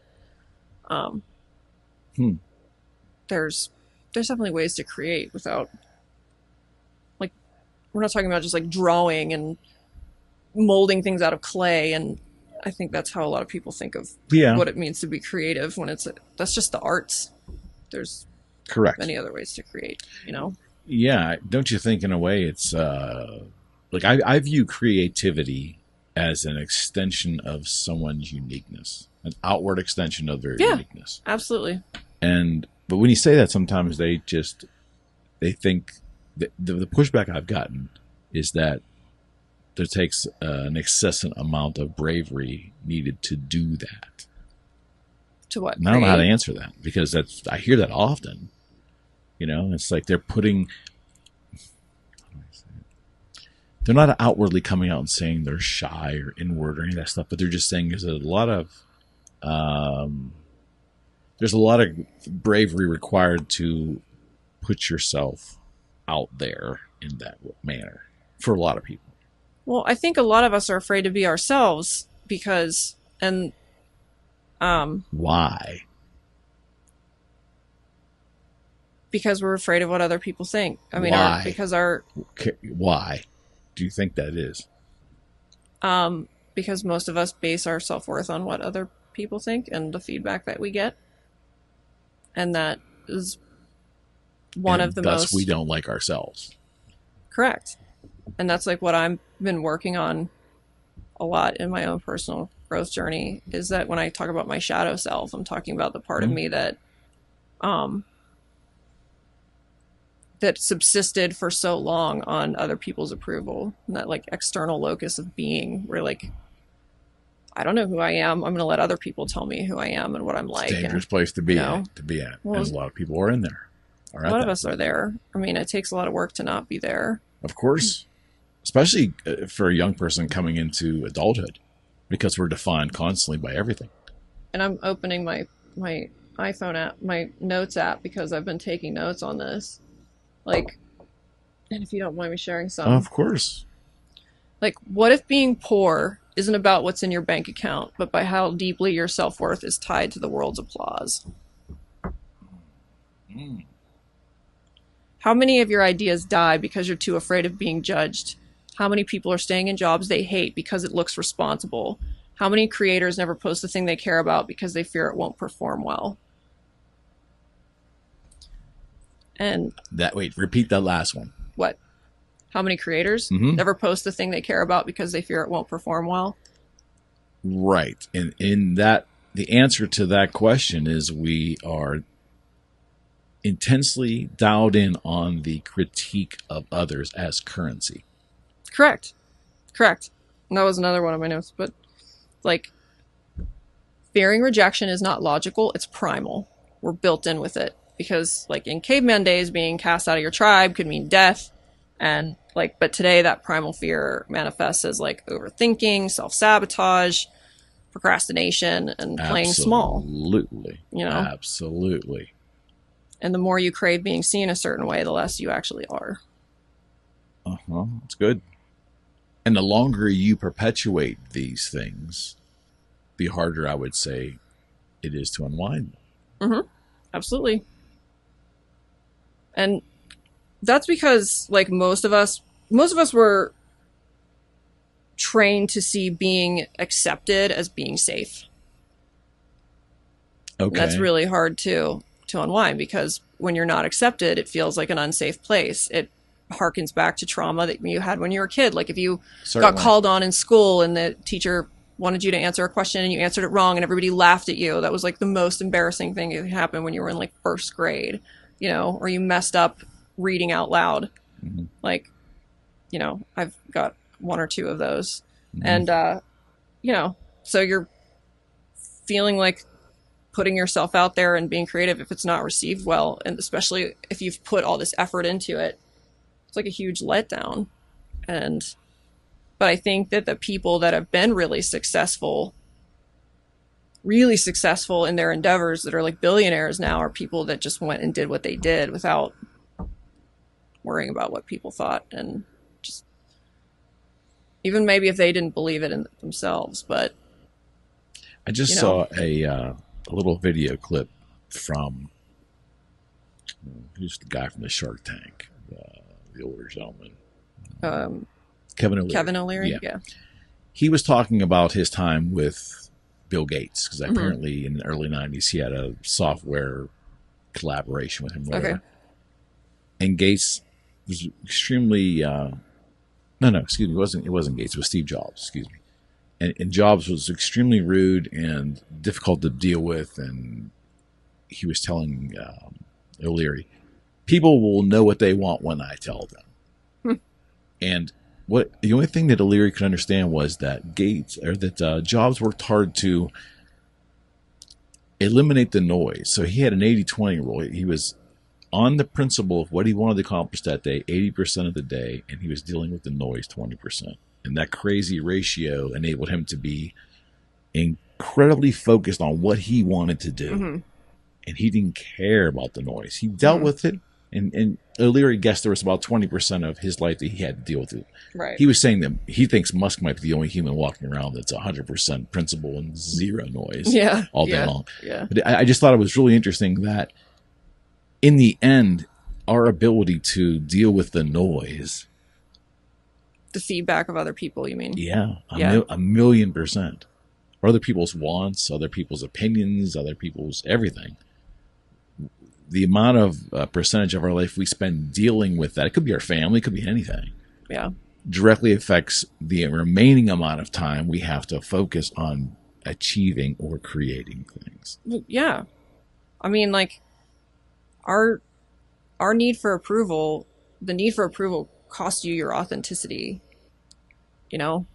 And like, how many times have you held in like an idea or a thought for somebody else's comfort, and that chips away at your self-confidence too. 1,000,000%. You know, every time that you do that, you chip away at your self-confidence. And I found, and like I talked about this on Benny's podcast about, you know, in the very beginning, I talked about like I was pressured, or not necessarily pressured, but encouraged, if you will, to be like waxed and like a certain way for social media when I got my real estate license. Like, oh, you need to like fake it till you make it, basically, or just don't put any of your real opinions out there. And I mean, granted, there is a certain like, annoyingness to like people who are very like politically opinionated on Facebook, and I didn't necessarily want to be one of them either, just because I don't know if just like putting your opinions out there and your like status really does anything for you or anybody else, you know. But it was like, if my picture had like maybe too much cleavage or side boob or whatever, it was like, don't do that because you might upset somebody. And it's like, or you might segment your potential audience. But I've found that there are people who are very authentically themselves, like real estate agents also, who do very well for themselves by even being authentically themselves. And it's, or unapologetically yourself, because it's a bold act. It's an act of courage, and but it shouldn't I think people are drawn to that. But it shouldn't be. That's though. But I think it honor is. That though. I think it is. I'm not disagreeing with you, but I don't think it should be. I mean, well, in a perfect world, where we're all reached nirvana and we're all enlightened creatures who. I just don't know where authenticity needs to be. It's like authenticity is a cherished word now, that those who could never practice it somehow love to talk about it. Yeah. Do you know what I mean? Yeah. And it's and it is interesting that people want the identity of their group or whatever they believe. They want to wear it as a badge until they believe that it'll affect their way to earn a living. Then they pull back. Then they become very frightened of it. And you end up being if they get a wake up call, or like something happens that they lose a very big piece of business or something, and it sticks in their consciousness. So would you say it's more about how you manage it? What? How one manages their persona. One manages their level of authenticity that's projected. One that manages... Persona and authenticity are not the same. Like, they cannot be used in the same they shouldn't be. Sphere as each other, because your persona is not your authentic self. 1,000,000%. So unfortunately. Right? Well, right. I mean, if we're talking in like Jungian terms, like Jung defined the persona as like the mask you wear to the rest of the world, whereas like your authentic self is. Okay, so do you think let me ask you this: do you think the public in general believe that when they hear the word persona, they think of it as a mask, or they don't think it like that's? They don't think that there's a level of truth to them. I don't know. I don't know if most people are doing that much like reflection as far as, I mean, it's not like something I even started reflecting on until very recently, and I've been doing like growth work and lots of psychedelic drugs for, just kidding. I did it twice, but, in a very controlled environment, but I'm like, I don't know. I don't know if people look at it that way in terms of like am I being my authentic self, or I don't even know if people realize that they're people pleasing, or like how much of what they do is to please other people and not like aligned to who they are. I mean, I'm just starting to understand where like my lack of self-discipline comes from. Like I've just said, I've had no self-discipline. I'm terrible at building habits.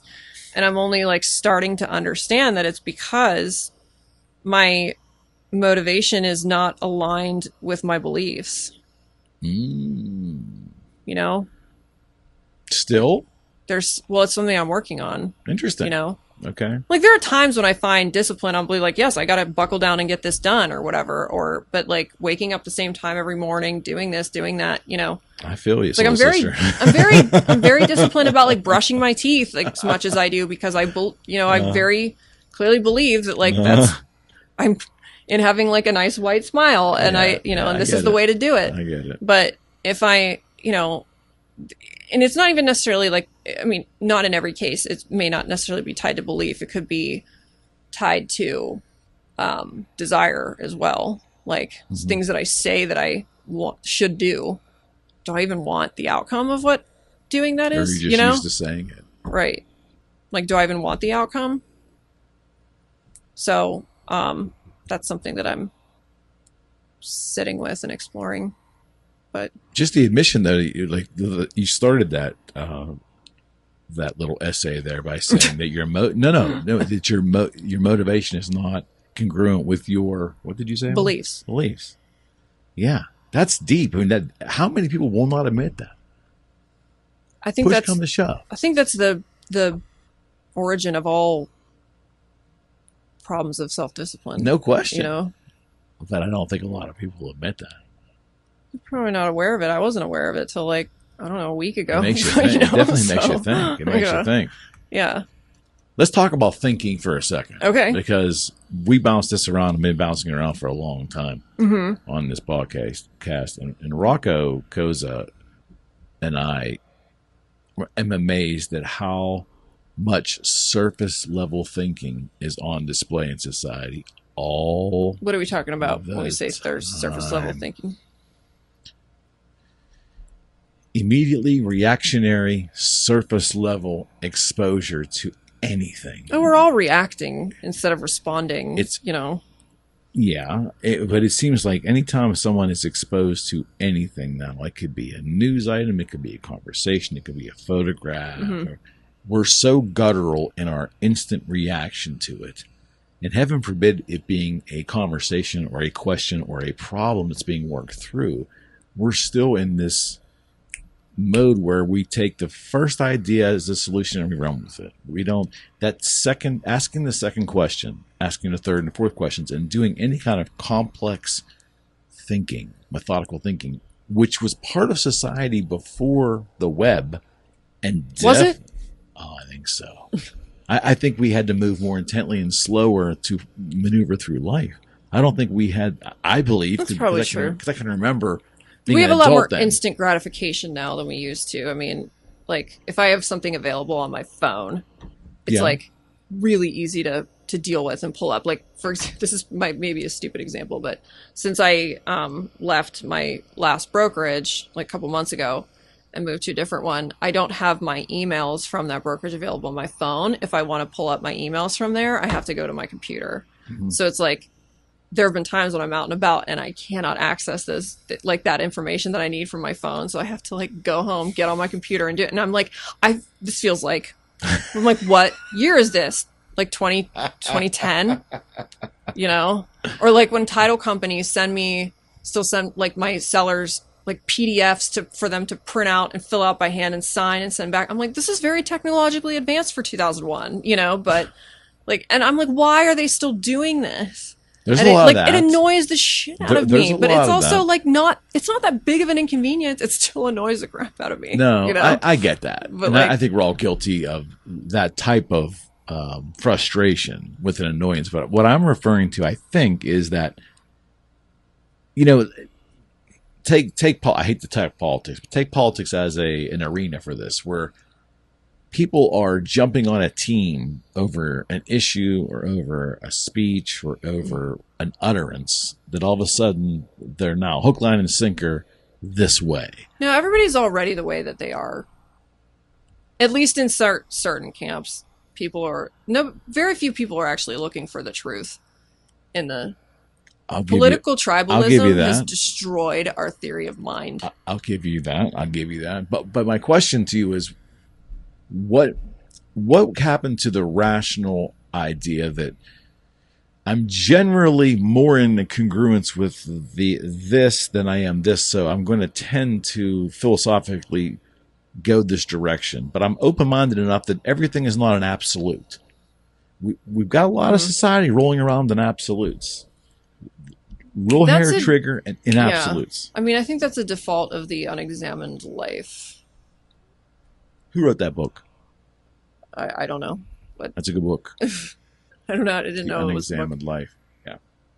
I think that's probably a byproduct of that. And so are we less inclined to examine? It's a daily practice. Not daily, but it's like you have to be conscious in the moment that you're in.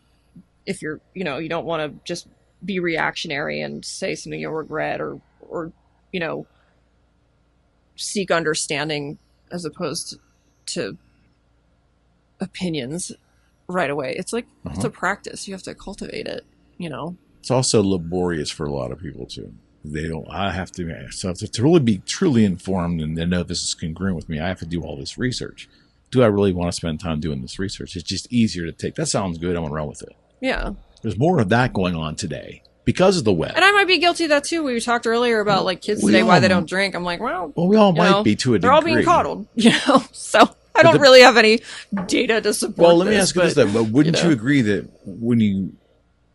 it's one thing to feel that way or act that way on a subject of little consequence. But when you talk about someone's political belief structure, that's something that I would think should be, vetted out and really contemplated and then come to a conclusion and then make a decision, right? Most people's opinions, most of our opinions are not our own. They're borrowed. They're ingrained in us from childhood, or they're borrowed from somebody else. Like, once you come to, like, it's a practice to really look at your own beliefs and your own opinions and look at, like, where do they come from? Who did I learn them from? You enjoy that? Did they actually get these opinions from somebody who I admire? Like, how much business advice did I take from people whose business I wouldn't want, or, Right. Like, right. It's, so is he saying it's just human nature? We're not filtering our feedback, You think it's just human nature? I think it's a product of human nature in a world that you described as being very big and having too much idle time. It's like human nature in late stage capitalism. We have like so much time and bandwidth to be able to just react to things, and also the information is coming to us in a very rapid fire way. True. If you want to consume it that way, if you're not True. slowing things down in your own life and just like letting messages come at you. Yeah, absolutely. Are we addicted to the scroll? I know I can get locked in a death spiral. Yeah. How did I get here? An hour later. Yeah. How did I get here? Yeah. What time is it? I do enjoy a good Wikipedia free fall occasionally, That can launch you. Just like looking, like see something on TV, or like, my husband and I watched the Oppenheimer movie recently. Yeah. And so I wanted to know who all these characters were, and I spent all this time on a free, but then I'm like, what is a hydrogen bomb? And then, yeah. Yeah. And, it's funny because I watched it with my wife, and she's not too much. She doesn't have background in physics, and I don't either. I'm self-taught, but I knew all the players and watching it. It was kind of validation for my nerdiness of learning all this ahead of time. Yeah. I'm like, I know who that is. I know what they're talking about. Yeah.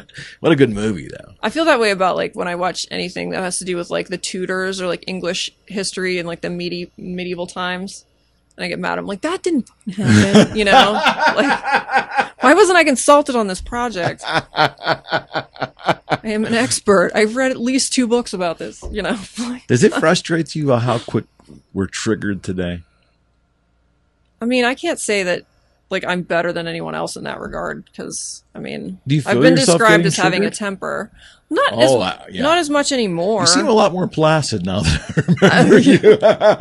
It's because I've done work on myself, But I think and it has a lot to do with ego, and egos being assaulted, and I've had to do a lot of work on that, and I don't know. I've seen different people react different ways, and there's some people who's the way that they respond and stuff that I really admire, and I'm like, how do I embody that? How do I get there? Yeah. So I can't say that everybody's reactive. I don't know. You might just be hanging out with some really angry people. I don't think so. I guess that could be. It's what we've done almost 400 shows over the past 6 years, so I've seen how I've sat here and had some amazing conversations, and there's been some doozies too. Well, let me tell you this: doing work with MDMA, and one of the reasons that is so transformational for veterans, for example, is somebody with PTSD. It's really impossible to do therapy because if you have to, the only way around something a painful memory is through it, right? Is reliving it. But if reliving painful memories triggers violent episodes, away, right? Well, if it triggers violent episodes that could potentially harm yourself or other people, it's really hard to do that therapy. So that's why MDMA was introduced for veterans, because it floods their brain with serotonin and makes them put them in a really loving space so they can experience self-love and look back on memories with without all the painful feelings involved. Okay. So where I'm going with that is that, like, so for example, my brother-in-law I talked about before, like he gave a memorized talk that you can find on YouTube about his experiences, like how MDMA has essentially cured his PTSD, because through this, like, because it's not just like in the moment, like this, whatever you do in MDMA therapy does stay with you and will open your mind. Having your mind opened while in that environment will make it open to similar, like, loving patterns and like loving kindness, loving honesty moving forward. So he was like, I'm able to see, like, where I was so angry and like hateful towards like the enemy before, I'm able to see now that he's just me living a different life, you know, that we're all just each other. We're all humans. We're all each other living different lives. And so I think doing that sort of work has what, if you notice like a difference in me with my reactivity, and maybe I've always been noticed somebody who has like a quick wit and like a sharp tongue and like doesn't take any shit from anybody. You seem more contemplative now, like in this conversation than how I remember our prior exchange. Well, like people will sometimes come to me, like I had a prior agent of mine on my team ask me like, what should I say to this guy? I know you'll be really good at putting him in his place, you know? And I'm like, I was like, but wait a minute, how do we get your clients what they want? You know what I mean? So like and I don't, in the past, I don't know if I would have been like, oh, what a juicy opportunity to like destroy someone's self-esteem, you know, like, but I think that doing like, that's why I know I might sound like a commercial for, you know, doing MDMA in a therapeutic environment, but that's where, if you are able to, or if you have something that can imbue you with that like human understanding and that like love, just like for other people, if there's something that you can keep that in mind, that everybody is struggling, everybody wants other people's approval, everybody is human, everybody's, you know, like trying to be safe and loved and all this stuff. Then so you have a new reaction point now, right?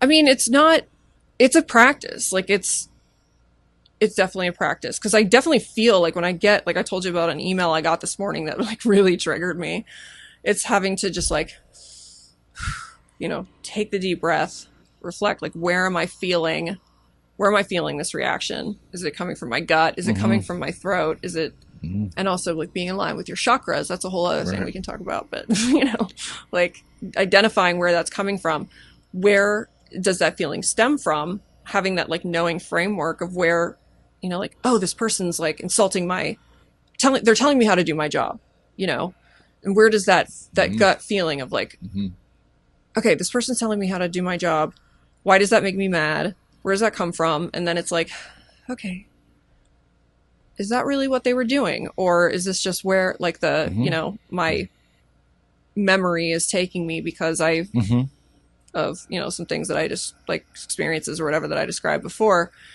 And then stepping back from that and being able to look at it from a different lens and just like hold yourself, like coddle your child who experienced that, pain when you were younger, and just saying, it's okay, you're safe. I know it sounds like, you know, to other people might be looking at this, might be like, all right, that sounds like some serious woo, you know, but there's a process to it. And I think the more you do it, the more ingrained it becomes, but you have to make it a practice, you know. Do you practice yoga? I don't, actually. I'm surprised. I'm surprised. I know. Have you thought about it? Yeah, I need to. I mean, I have, it's not to say I've never done yoga. Yeah. I just don't like go every day. Every woman's done yoga at some point in time. There's a social component there. Yeah. Am I right? Yeah. And I know I need to go. Let me put it this way.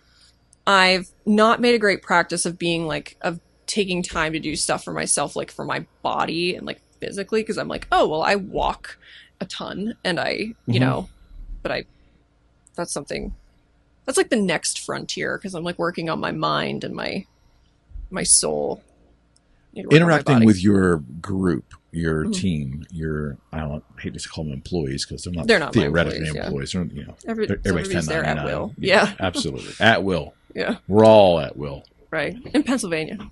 That's true. You obviously had a team before you sought this treatment, correct? Yes. Well, I had 2 junior team members under me. Yeah. Yeah. So how does your interactions change now with them? I mean, I'm not a team member who I don't have daily meetings with my team.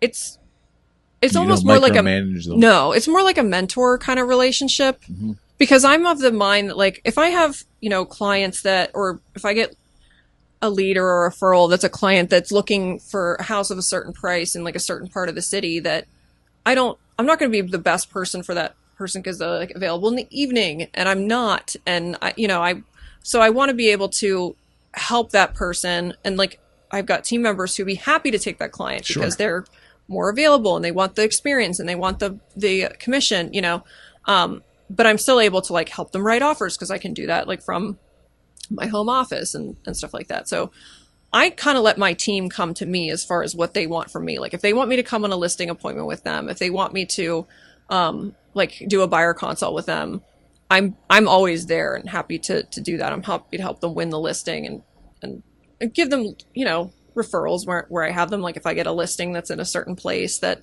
is and I'm overloaded and I'm hey, I'm going to give you a listing.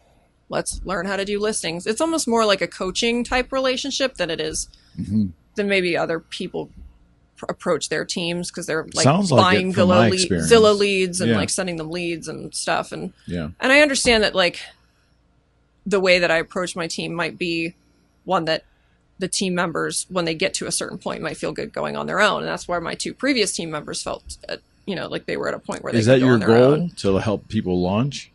Not really. I mean, it's not a goal. It's just something that I never really even thought of having a team before.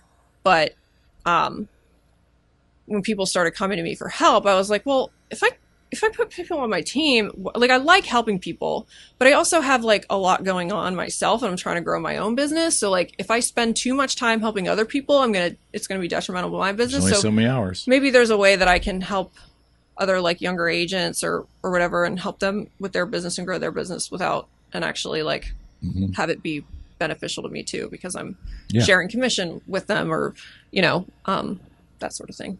So. Yeah. Do you find it, if you were to manage a group of people, let's say an alternate universe, you're going out and you're hired tomorrow to manage a sales team of 5 people. And again, widgets, whatever all it is. Okay.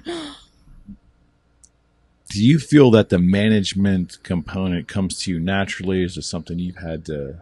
Now, again, it's not pure management you're doing, but coaching is a form of management. No, it doesn't come to me naturally at all. I mean, I think if you had asked anybody about this 10 years ago, they'd have been oh my God, she'd be a terrible manager, because it was reactive and probably a certain degree controlling, wanting things to be, and not you. Yeah. I mean, and I still am I do want things a certain way, and I according, but I also when it comes to just orderly, right? Yeah, I mean, just orderly. I'm terrible. I'm really not good. I shouldn't say that I'm terrible at organizing because I'm actually good at it, and being organized is a choice. It's just again, comes back to the discipline thing is the organization factor might be out of alignment, with beliefs, but because being organized requires being disciplined. So no, I don't think that I would have made a good manager for most of my life. I think because I had a temper and just I couldn't. I mean, I think I'm good at teaching or good at showing people how to do stuff and ushering them that way, and also being helping my team members get listings and showing them how you bring your clients value. And so I think I'm good at demonstrating and that sort of thing. as far as like management goes, I mean, I don't know, maybe I think I could be a good manager now. For most of my life, I don't think I would have been. Do you see any... But you have to want to do it. That's also, you know. Do you see any unusual trends with young agents? Let me make sure I quantify this. Not newer agents, but younger agents, age-wise, getting into the business. Some of them are really good at Instagram.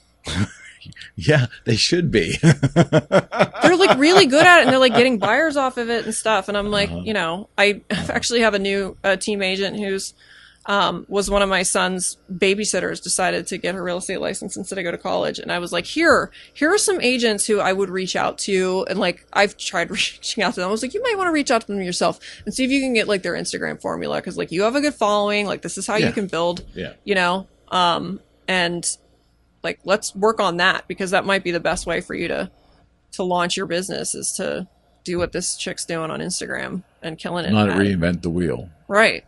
Yeah. Well, no, I mean, there's definitely room for like things that people haven't thought of, or, you know, because I always thought like, okay, buyers aren't on Instagram. Like you're not going to find a bunch of buyers on Instagram. Like, don't even bother with it. You know, it's good for like keeping in touch with your current clients and, you know, stuff like that. But other than that, like nobody wants to hear from like a real estate agent on Instagram, but I couldn't be more wrong. Like there's, but it's doing it the right way and doing the right things. And it's also knowing the demographic of the audience that's there too, and catering to them. Right. You know, because your Instagram audience, I'm going to guess, is different than your Facebook audience. Yeah. You know, because the age demographic. Yeah. I mean, my kids are early 20s and they wanted nothing to do with Facebook. Mm-hmm. You know, but they're all into Instagram and. Well, you see when agents that are really good at Instagram, like they sync all their stuff to Facebook, right? Because it's meta now. It's like everything. But like it'll get zero reactions on Facebook, but it gets a ton on Instagram, you know? So. Do you do anything with the Facebook business pages? Like I have a Facebook business page. I turned off the reviews on it just because I was getting so many, like they were 5-star reviews, but they were all like, it was complete spam. It was like about some software or something. And I was just like, I don't feel like this is like lending to the credibility of my page when all of the, like the first 5 reviews on my page are all spam and I can't get rid of them because like I keep reporting them to Facebook as spam and they don't go away. And people are like, just leave them. They're 5-star reviews, you know, or just then keeps your rating up. And I'm like, but they're not real. I don't, you know. So do you run ads ever on Facebook? No. And I used to, I don't now. Like I feel like it's kind of like putting an ad out for your, you know, like the couch that you want to sell on Facebook. You get like 50 people messaging you like, is this still available? And then you say yes, and then they disappear, you know. I think the reason I asked that question is it used to be where you had to have that business page in order so you could run ads. Even if you don't do much with the business page, you have to have that. All now I think with a digital creator account on your regular account, you can do it on your own. I mean, because I'm thinking about getting rid of my business page because outside of using it as a vehicle to run ads, don't need it anymore. Yeah, I mean, I just there for like if people ever search me, then it's just another like link on the web. But the messages are all spam. Yeah, and they're hard to sift through. It's not real. I don't really get a lot of messages on it, to be honest, because I don't know. I don't know if people are using Facebook. Like whenever I go on like somebody's Facebook page, I'm always like I'm always like disappointed by it. Yeah. You know? Yeah, I get that. I'd rather find like their Google profile or just their website or whatever. To do real business. I agree. The connectivity part of Facebook has been tremendous for me though. Whether it's been... It's like digital farming is what I call it. Because it's like, you know, I mean, one of the reasons, so last year I did over 10 million just in my own neighborhood. And granted, my neighborhood is one that's got over 350 and growing, you know, households. Cause I live in a single family home, but there's like a lot of townhomes, there's carriage homes, there's single family homes, and it's a newer construction community. So there's like a lot of movement there. So there's a lot of opportunity there. But I also live in a neighborhood with 5 other Howard Hanna agents. And previously I was with Compass, but I was getting like, I don't know, I would say like 70% of all the listings in my neighborhood. And that's because like I started the Facebook group for my neighborhood. I, you know, like started and not just like, you have to connect your online efforts to your you have to connect them online and offline, you know, or But I mean, like, because I started the Facebook group, and I like also started like our food truck night, and I ran for the HOA board when the seat was on, and I like help people. Like, people are always asking, like, how do I get the builder to fix this or whatever? And like, I know the process, and I help them with it. And stuff. It's a value. Right. And you can use Facebook towards that value, and like towards creating relationships. Like, some of my friendships that I've made, some of my closest friendships now that I've made in the last several years are started on Facebook, like through community groups. And like, I started a mom's group for cranberry because there wasn't one. And that's where I made friends, and also where I've like picked up business here and there, just from people referring me, and other community groups and stuff. So that's where I feel like Facebook is really valuable and what I'm really good at. And that's why I have such a hard time with Instagram, because it's a completely different, like, Instagram is really powerful for like anybody who's in the art, like any sort of, like, if they're a hairstylist, do nails, do like baking cakes, like or fashion designers, like anybody who's in like a creative space or like a creative art space. Instagram is very, very powerful for them. And even like in a space where, or if you're selling products that are something that somebody could say yes to anytime, as opposed, I guess I just always thought like Instagram is a waste of effort for somebody who's, like, I'm not out there just like selling houses to people who, like, nobody can just say yes at any time. Like, be like, yeah, that sounds great. That house looks amazing. But guess what? I can't buy $1 million house. And also I'm not in the market, So our business is more about finding the people that are in market. It's also a multi-step transaction. And capturing them. Yeah. As opposed to like, I'm going to use them for my hairstylist. And that's a, right. Like it's a quick hit. Right. A lot more thought goes into, correct. What house am I going to buy? And if you're even in the market to buy a house in the first place, then, Can you farm there though? Instagram? Well, I guess the point that I was making though is that like there's other agents, there's agents out there who are younger who are like figuring out how to, I don't know how, but they've got all these like they're reaching all people who are like relocating to Pittsburgh because of the content that they're putting out there, and those people are like low hanging fruit, and they're on Instagram looking for it, and there are very few people out there maybe, discussing it or like making content around that. Instead, like, that's geared towards people relocating to Pittsburgh, and they're capturing them. It's just it's a different play, and but they've somehow like cracked that code, and they're getting buyers and getting leads from How much Instagram. Are you using video in your practice now? It depends on like I know I should be using it more. I've spent so much money on my own growth work in the last year and a half that like, and to me that's been the most important thing, that like I'm not spending as much of my money on, because let's be honest, I mean we put video as part of our listing presentations, like we know, because we know the seller likes it, we know we know it's helpful for like getting views and like for marketing the property, especially at least if it's a well done video. But really what we're doing with video is it's like marketing for us. Well, I can make the same argument just like about open houses. Yep. Yeah, I can make it, and I've said it from day one. I don't do dual agency. I've had my own reasons for doing that. But I tell my sellers is that, understand, I will do as many open houses as you think I should. But it's really a vehicle for most agents to harvest clients. Yeah. Well, and the thing about open houses and how I explain them to clients too is like, it is a good vehicle for me to create direct to buyer connections about why they should buy your home.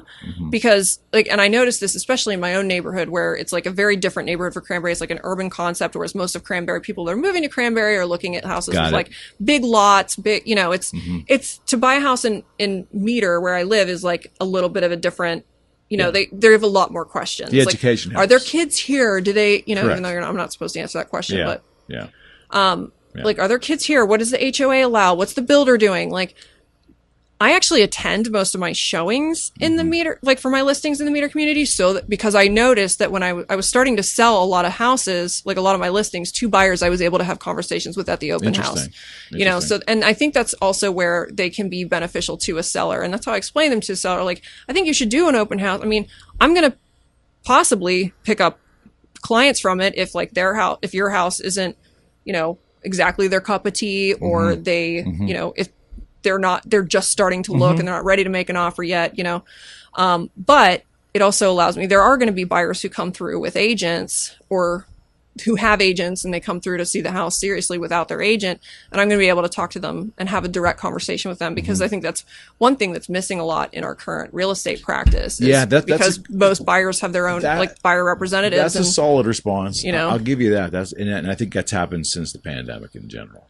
Well, even before the pandemic, people were,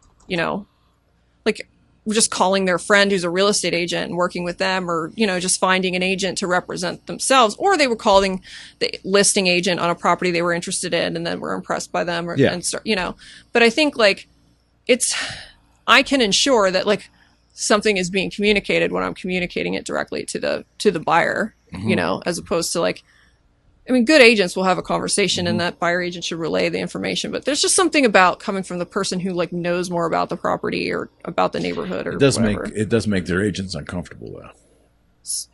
If the agent's not there, I don't give a fuck. Yeah. So. No, I get that. Yeah. And I'm not going after their business. So I'm actually trying to help you. I would never sell assume a house. I would never assume you are. I just the insecurity of some. It's about control and feeling like you might get cut out of a deal. But if your relationship is solid and you've got your contracts, there's nothing you need to worry about, You would think. You would think. What is the state of agent to agent communication today? Honestly, I really try to keep good relationships with other agents, and I know that there's quite a few I've pissed off in my career, and there's maybe more than a hand, 5 of them who'd be like, oh, she's such a twat, but but I honestly don't, but there are usually people whose opinions that I don't care about and I don't respect because they are either rude or clearly not doing their job or whatever, making my job harder. But anyway, so I think that most agents recognize, good agents who are doing this full time in practice, recognize that it's important to have a good relationship with the, the other agent, but yeah, I would agree. But it's still important to represent your clients. And I've seen in the past where I might have could have represented my clients better, but I was too worried about pleasing or the listing or the other agent wanting, because they were a bigger agent than me or something, and I well respected, and I wanted them to working with me. So it's walking a fine line of doing the best job you can for your client. Well, it's just being respectful and being, collaborative too. It's a bit of a dance, right? It is a dance. Do you think a lot of the agents that should never have gotten their license during the pandemic have left? I think so. If you haven't sold a house since 2021, 2022, what are you paying all the fees for, really? But that's not to say that they were all bad agents or anything. They were just inexperienced, and maybe they had great potential to do well, but just didn't have weren't putting full-time effort into it. Yeah, it depends how bad you want it. I think that there is something to be said, a lot of what happened with the NAR settlement and a lot of what came out of that. I was look, couldn't we, none of this solved any problems for anybody. Agents are actually making more money now than they were before, and it seemed to be the thing that they were most concerned about was agents supposedly making too much money. But I'm couldn't this all have been maybe avoided if we just required better, more education and better training for agents? NAR didn't do themselves any favors though with their own bad conduct in conjunction with all this. Their president doesn't even have any experience being a real estate agent. I quit. I quit NAR. Oh, did you? Most brokerages you can't even be. Yeah. You can't even be part of without it. It's it's a racket, and but I pay more per month than my NAR membership, not more per year than my NAR membership to be able to use the NAR forms because it's the only game in town. Yeah. But I will pay extra not to deal with or be under their guys anymore. I just lost all confidence and faith. It's a shame, but I'm with you. That's where I'm at. I don't think that I don't feel like NAR represents us. I always viewed it as forced unionization. I'm not against unions. I just thought that we were being forced. Well, the thing about unions is I feel like most unions represent their members. I don't feel like NAR does. I feel like they're just out to police us. And I'm like, well, if that's the case, then maybe like have better education requirements. Like maybe you should teach people stuff in real estate school that they'll actually use on the job. I agree. I agree. Well, what about this Pennsylvania MLS? Did you see that? What? I got an email the other day from the Pennsylvania MLS. Or West Penn MLS? No. There's a Pennsylvania MLS coming statewide. I guess is going to go head. It's going to go head to head with these county or regional MLSs. See, I don't want to. That's the thing, though. The thing that I do appreciate about like NAR and the MLS and like what they've managed to do is that they've managed to create like one marketplace in general for housing and for finding houses. Does that serve everybody best? I think so. Yeah. I mean, if you look at Europe and Australia and places like that, you have to go to like all these different marketplaces to find homes, and I think you have more opportunity for people to be like, for people's prejudices maybe to come into play, or I mean, I think that like our system is kind of the envy of the world because it's a single marketplace. And I mean, it's housing. We're talking about housing. It's not like buying a phone or and there's a lot of history of like fair housing law, or where fair housing laws came from is because of, historical, like racism and things like that. And I do think that there is a certain amount of ridiculousness in some like of the fair housing things. It's just like, okay, this is this person's house. They should, they should be able to accept a letter from the buyer that says who they are and why they want the house. And I mean, some of the stuff has gotten a little bit out of hand. Like, certain MLSs or areas are outlawing like buyer letters, or not letting agents accept buyer letters because they can create fair housing issues. I'm like, if this person wants their house to go to a family, I mean, I don't know if that's necessarily like. In the end, it's seller discretion in the end of who they sell to. They can sell to anyone they want. They don't have to take the highest bid or the highest right. And like closing terms. I fail to understand why anybody wouldn't just accept the best offer. I think it generally happens. So, but I think it still is their discretion, and I think that's how the system has worked for a long period of time. And if somebody thinks they were aggrieved because of it, there's a mechanism in place to contest that, and then a jury of their peers will decide, I guess, or a mediation board will decide. But I mean, think about I just wish. I don't want to see, and this is one of the reasons too why I left Compass, is because Compass, is. I was there too.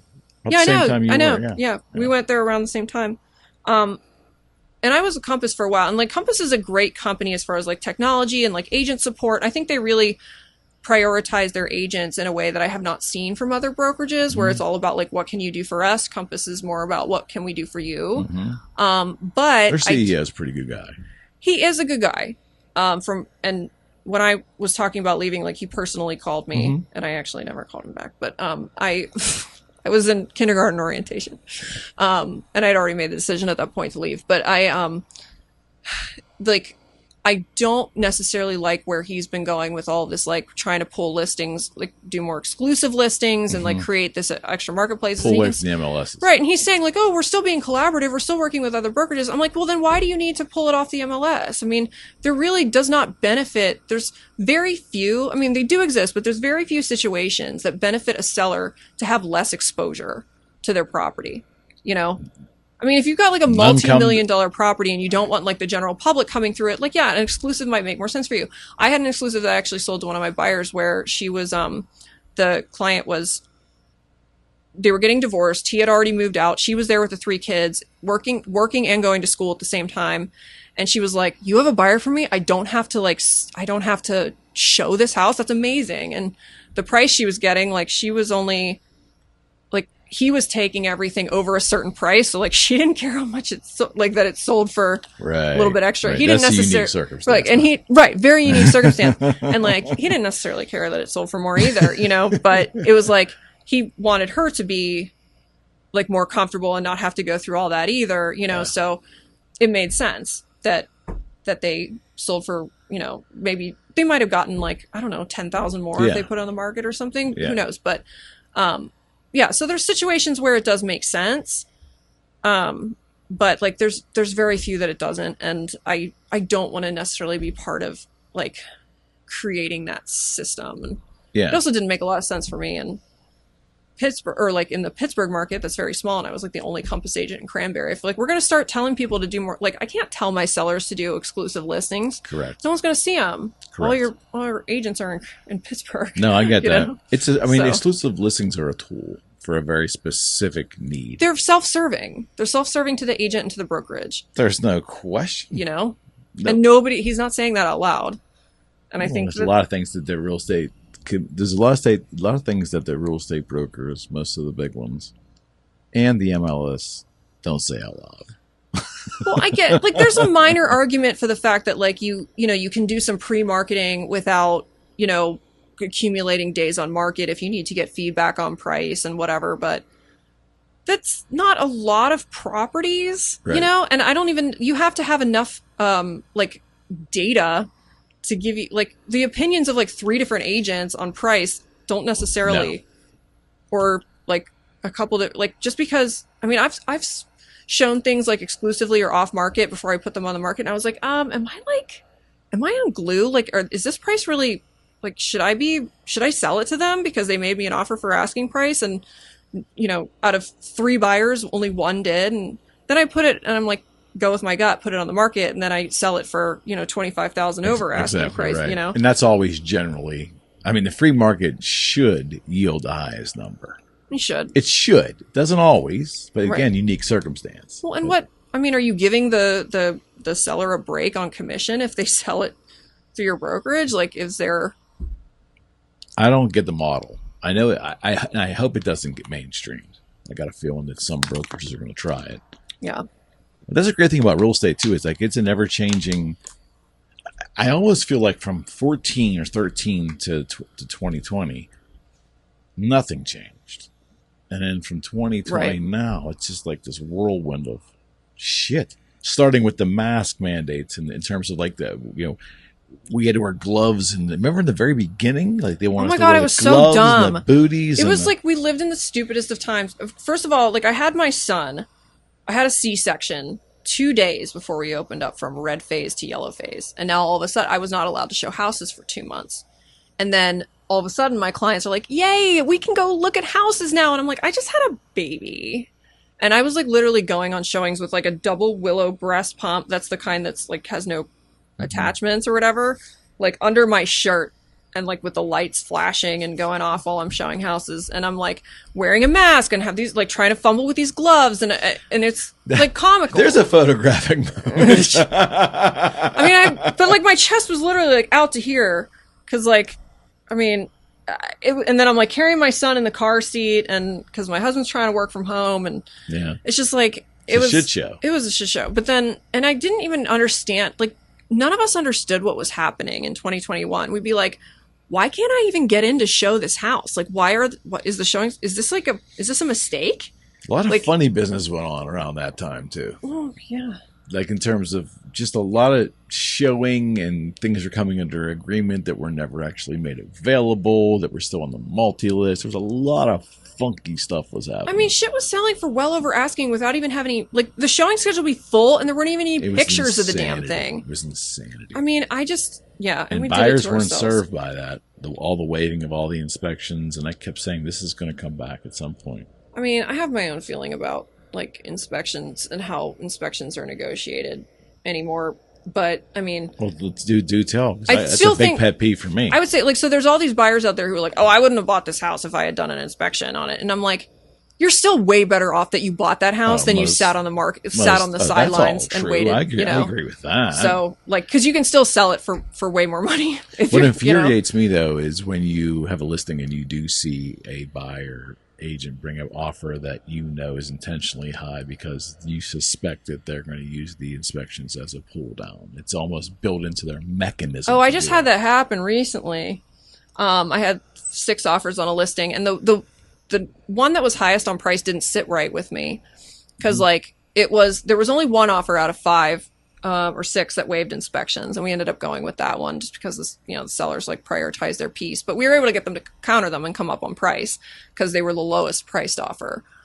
So we came to a price that was not as high as the highest offer, but made the sellers comfortable and the buyers comfortable to still be waiving inspections and whatever. But the first one that we were looking at was like escalated like way above everybody else. And they waived the mortgage contingency, but they put a low hand money deposit and an inspection contingency. Yeah, that's a sign. Well, and I came back to the agent and I was like, can we increase this hand money deposit? And on inspections, like, are they willing to make any sort of concessions on anything? Because, the sellers don't, like, this is a nice price, but we're looking more at guaranteed price. And she was like, oh yeah, they're only looking at like structural stuff. Like, that's just what they're from Tennessee. They've heard a lot of things about Pittsburgh basements and how they can be wet. And, they just want to like I was like, okay, well, is there something that we can put in writing to show this, And then when they came back, she was like, they're pulling their offer. And she was like, they're nervous that their cars aren't going to fit in the garage. And so there's there's tells. There's always tells. And that's too the thing I want to. An experienced agent can know that. Correct. So, and that's where people are just like, oh, well, this person's doing it for 2.5% or 2.25%. And, they don't necessarily know how that could end up costing. I mean, it could end up working out just perfectly, but you got to play the percentages though. If your guts, especially for as long as you've done this and as seasons in terms of doing deals as we are, you can't ignore your gut. Yeah, you can't. You can't. It's the one time you do. Yeah. I mean, it'll come back on you. Yeah. Yeah. Agreed. And that comes back to communication, right? I mean, in the end, if you're able to effectively communicate to your client, your seller in this circumstance, why you feel the way, and here are the potentialities. Mm-hmm. So I think that's the biggest thing. People are not explaining the potentialities consistently enough. And I still struggle with that. Like, there's still times when I come back and I'm like, I should have been, like, I feel like maybe I was too certain on this price, and maybe I should have been more like, okay, what's going to happen if we need to do a price drop, Mm-hmm. Because then you have conversations with your clients who are like, well, I thought you seemed really confident on this price. And it's like, like I was. Yeah. Based on the comps, but I can't tell you exactly what's happening in the current market, and and you kind of paint yourself in a corner. So I don't work particularly in neighborhoods. I'm everywhere. It's just how I run my practice. So I'm never really in a cookie cutter environment. It's rare. Once in a while I'll get a plan and I'll have a listing or two there. It's like, it's not hard to figure out. Statistically, it's not hard. Yeah. No, it's not. I mean, if you've and I started in the business flipping houses, so I had made it a practice to figure out what something could sell for, even if I didn't know that neighborhood or that area really well. Of course. And it can be done for sure, but comps are so unraiable. Especially since the pandemic. Especially. I didn't think they were that bad before the pandemic. Inventory's so low that you don't have the comps, and then I'm seeing a big difference between what people are willing to pay for stuff in 2024 and 2025. Like, prices in my own neighborhood have gone way up because 2024 was an election year, and a lot of people were nervous about where this was going. But now I'm seeing some uncertainty now, I think, because of like the Iran stuff, and people are just very. And you don't want to always pay attention to this stuff, but it affects it. It all affects it. I mean, if the stock market can be altered on speculation alone without even pure facts, then how can we have to pay attention to it? Right. But I don't know what like the stock market. I mean, unless you're buying your house with using like payouts from your stock account, I don't necessarily know like why. I mean, the interest rate primarily. Interest rate, yeah, obviously that factors into people's decision. It's why like we don't sell our house and move, because we were 2.5%. Well, that's and don't you think that's the problem right now? There's so many baby boomers and some Gen Xers sitting on properties at 1.5, 2, 2.5, 3 that just can't touch that. And also baby boomers owning houses in multiple markets and Airbnb-ing the other ones instead of selling them. And like I hate Airbnb. It's like my I'm not a fan either. It's my enemy, and I will never stay in one. And I just I generally hate it. Did you give any thought with like the neighborhoods in Pittsburgh? Like I grew up in Coriopolis, so let's just take Coriopolis for example, little mill town. When I was a councilman there in the early 90s, and something passed in front of us that I didn't even understand or pay attention to, but there was a bill to prohibit at that moment to stop all multi-family multi-apartment There was conversions. actually, that happened in Dormont. That happened in a lot of places. But we didn't do it. And now the town, 35 years later, is suffering from transient lifestyles, no tax base for the school district, the whole thing. Right. It's just, it's sad. Yeah. Those neighborhoods were butchered into duplexes and triplexes and quads. I mean, and they weren't done well, I'm sure, too. Not many of them. No. But I mean, at the time, I'm sure you thought you were like protecting people's freedom to be able to do what they wanted with their property. So it's like it's a fine line. At the time, you know, it's definitely a fine line, and it's hard to do. I mean, when I took Cranberry Township. Cranberry Township offers like a Leadership Institute course, which is where you just learn all about like the township and how they plan and how they, like all different aspects. Like 1 week you're learning about like the administration, 1 week you're learning about planning and development. So it's for civics. And, basically. Course. And I took that course because like smart. That's where I live. It's where I wanted to learn more about how township works and all of that. And like I learned that Cranberry Township has been very, very good at that type of foresight and like what they do to manage development and manage planning. And Cranberry is one of the few, it's one of the few communities in Pittsburgh that's actually still growing. They're growing at and it's sustainable growth at a rate of like 1.6% or something per year, I think. I was just very impressed with it. Like for example, many years ago, Walmart in Cranberry wanted to move up all the way up 19 to like 19 and where the Howard Hanna office is in Cranberry.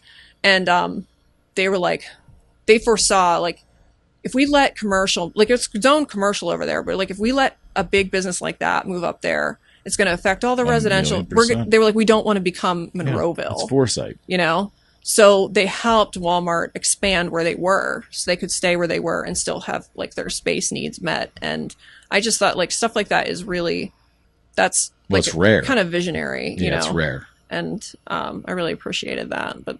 I mean, my point is, don't kick yourself in the nuts over the Coriopolis thing. I do wonder though, because I look at like you look at places like Dormont, and obviously it's the Keystone Oaks school district is it's a lot bigger than Cornell, and I look at places at places like Dormont and Bellevue and Avalon, and how they have sort of increased a lot in value over the last several years. I've been hearing for so many years that like Cornell is is going to be, shutting down at some point, or they're going to have to. When I went to high school there too, so I kind of came full circle. Natalie and I bought this huge Victorian style house. I mean, we got this monstrosity, but it's a single family house. We retained it as that, and we're surrounded by a lot of duplexes and tries now, and it's unfortunate. Some of these are beautiful Victorian style homes, and I've always wondered why Coriopolis values aren't going up anymore. Like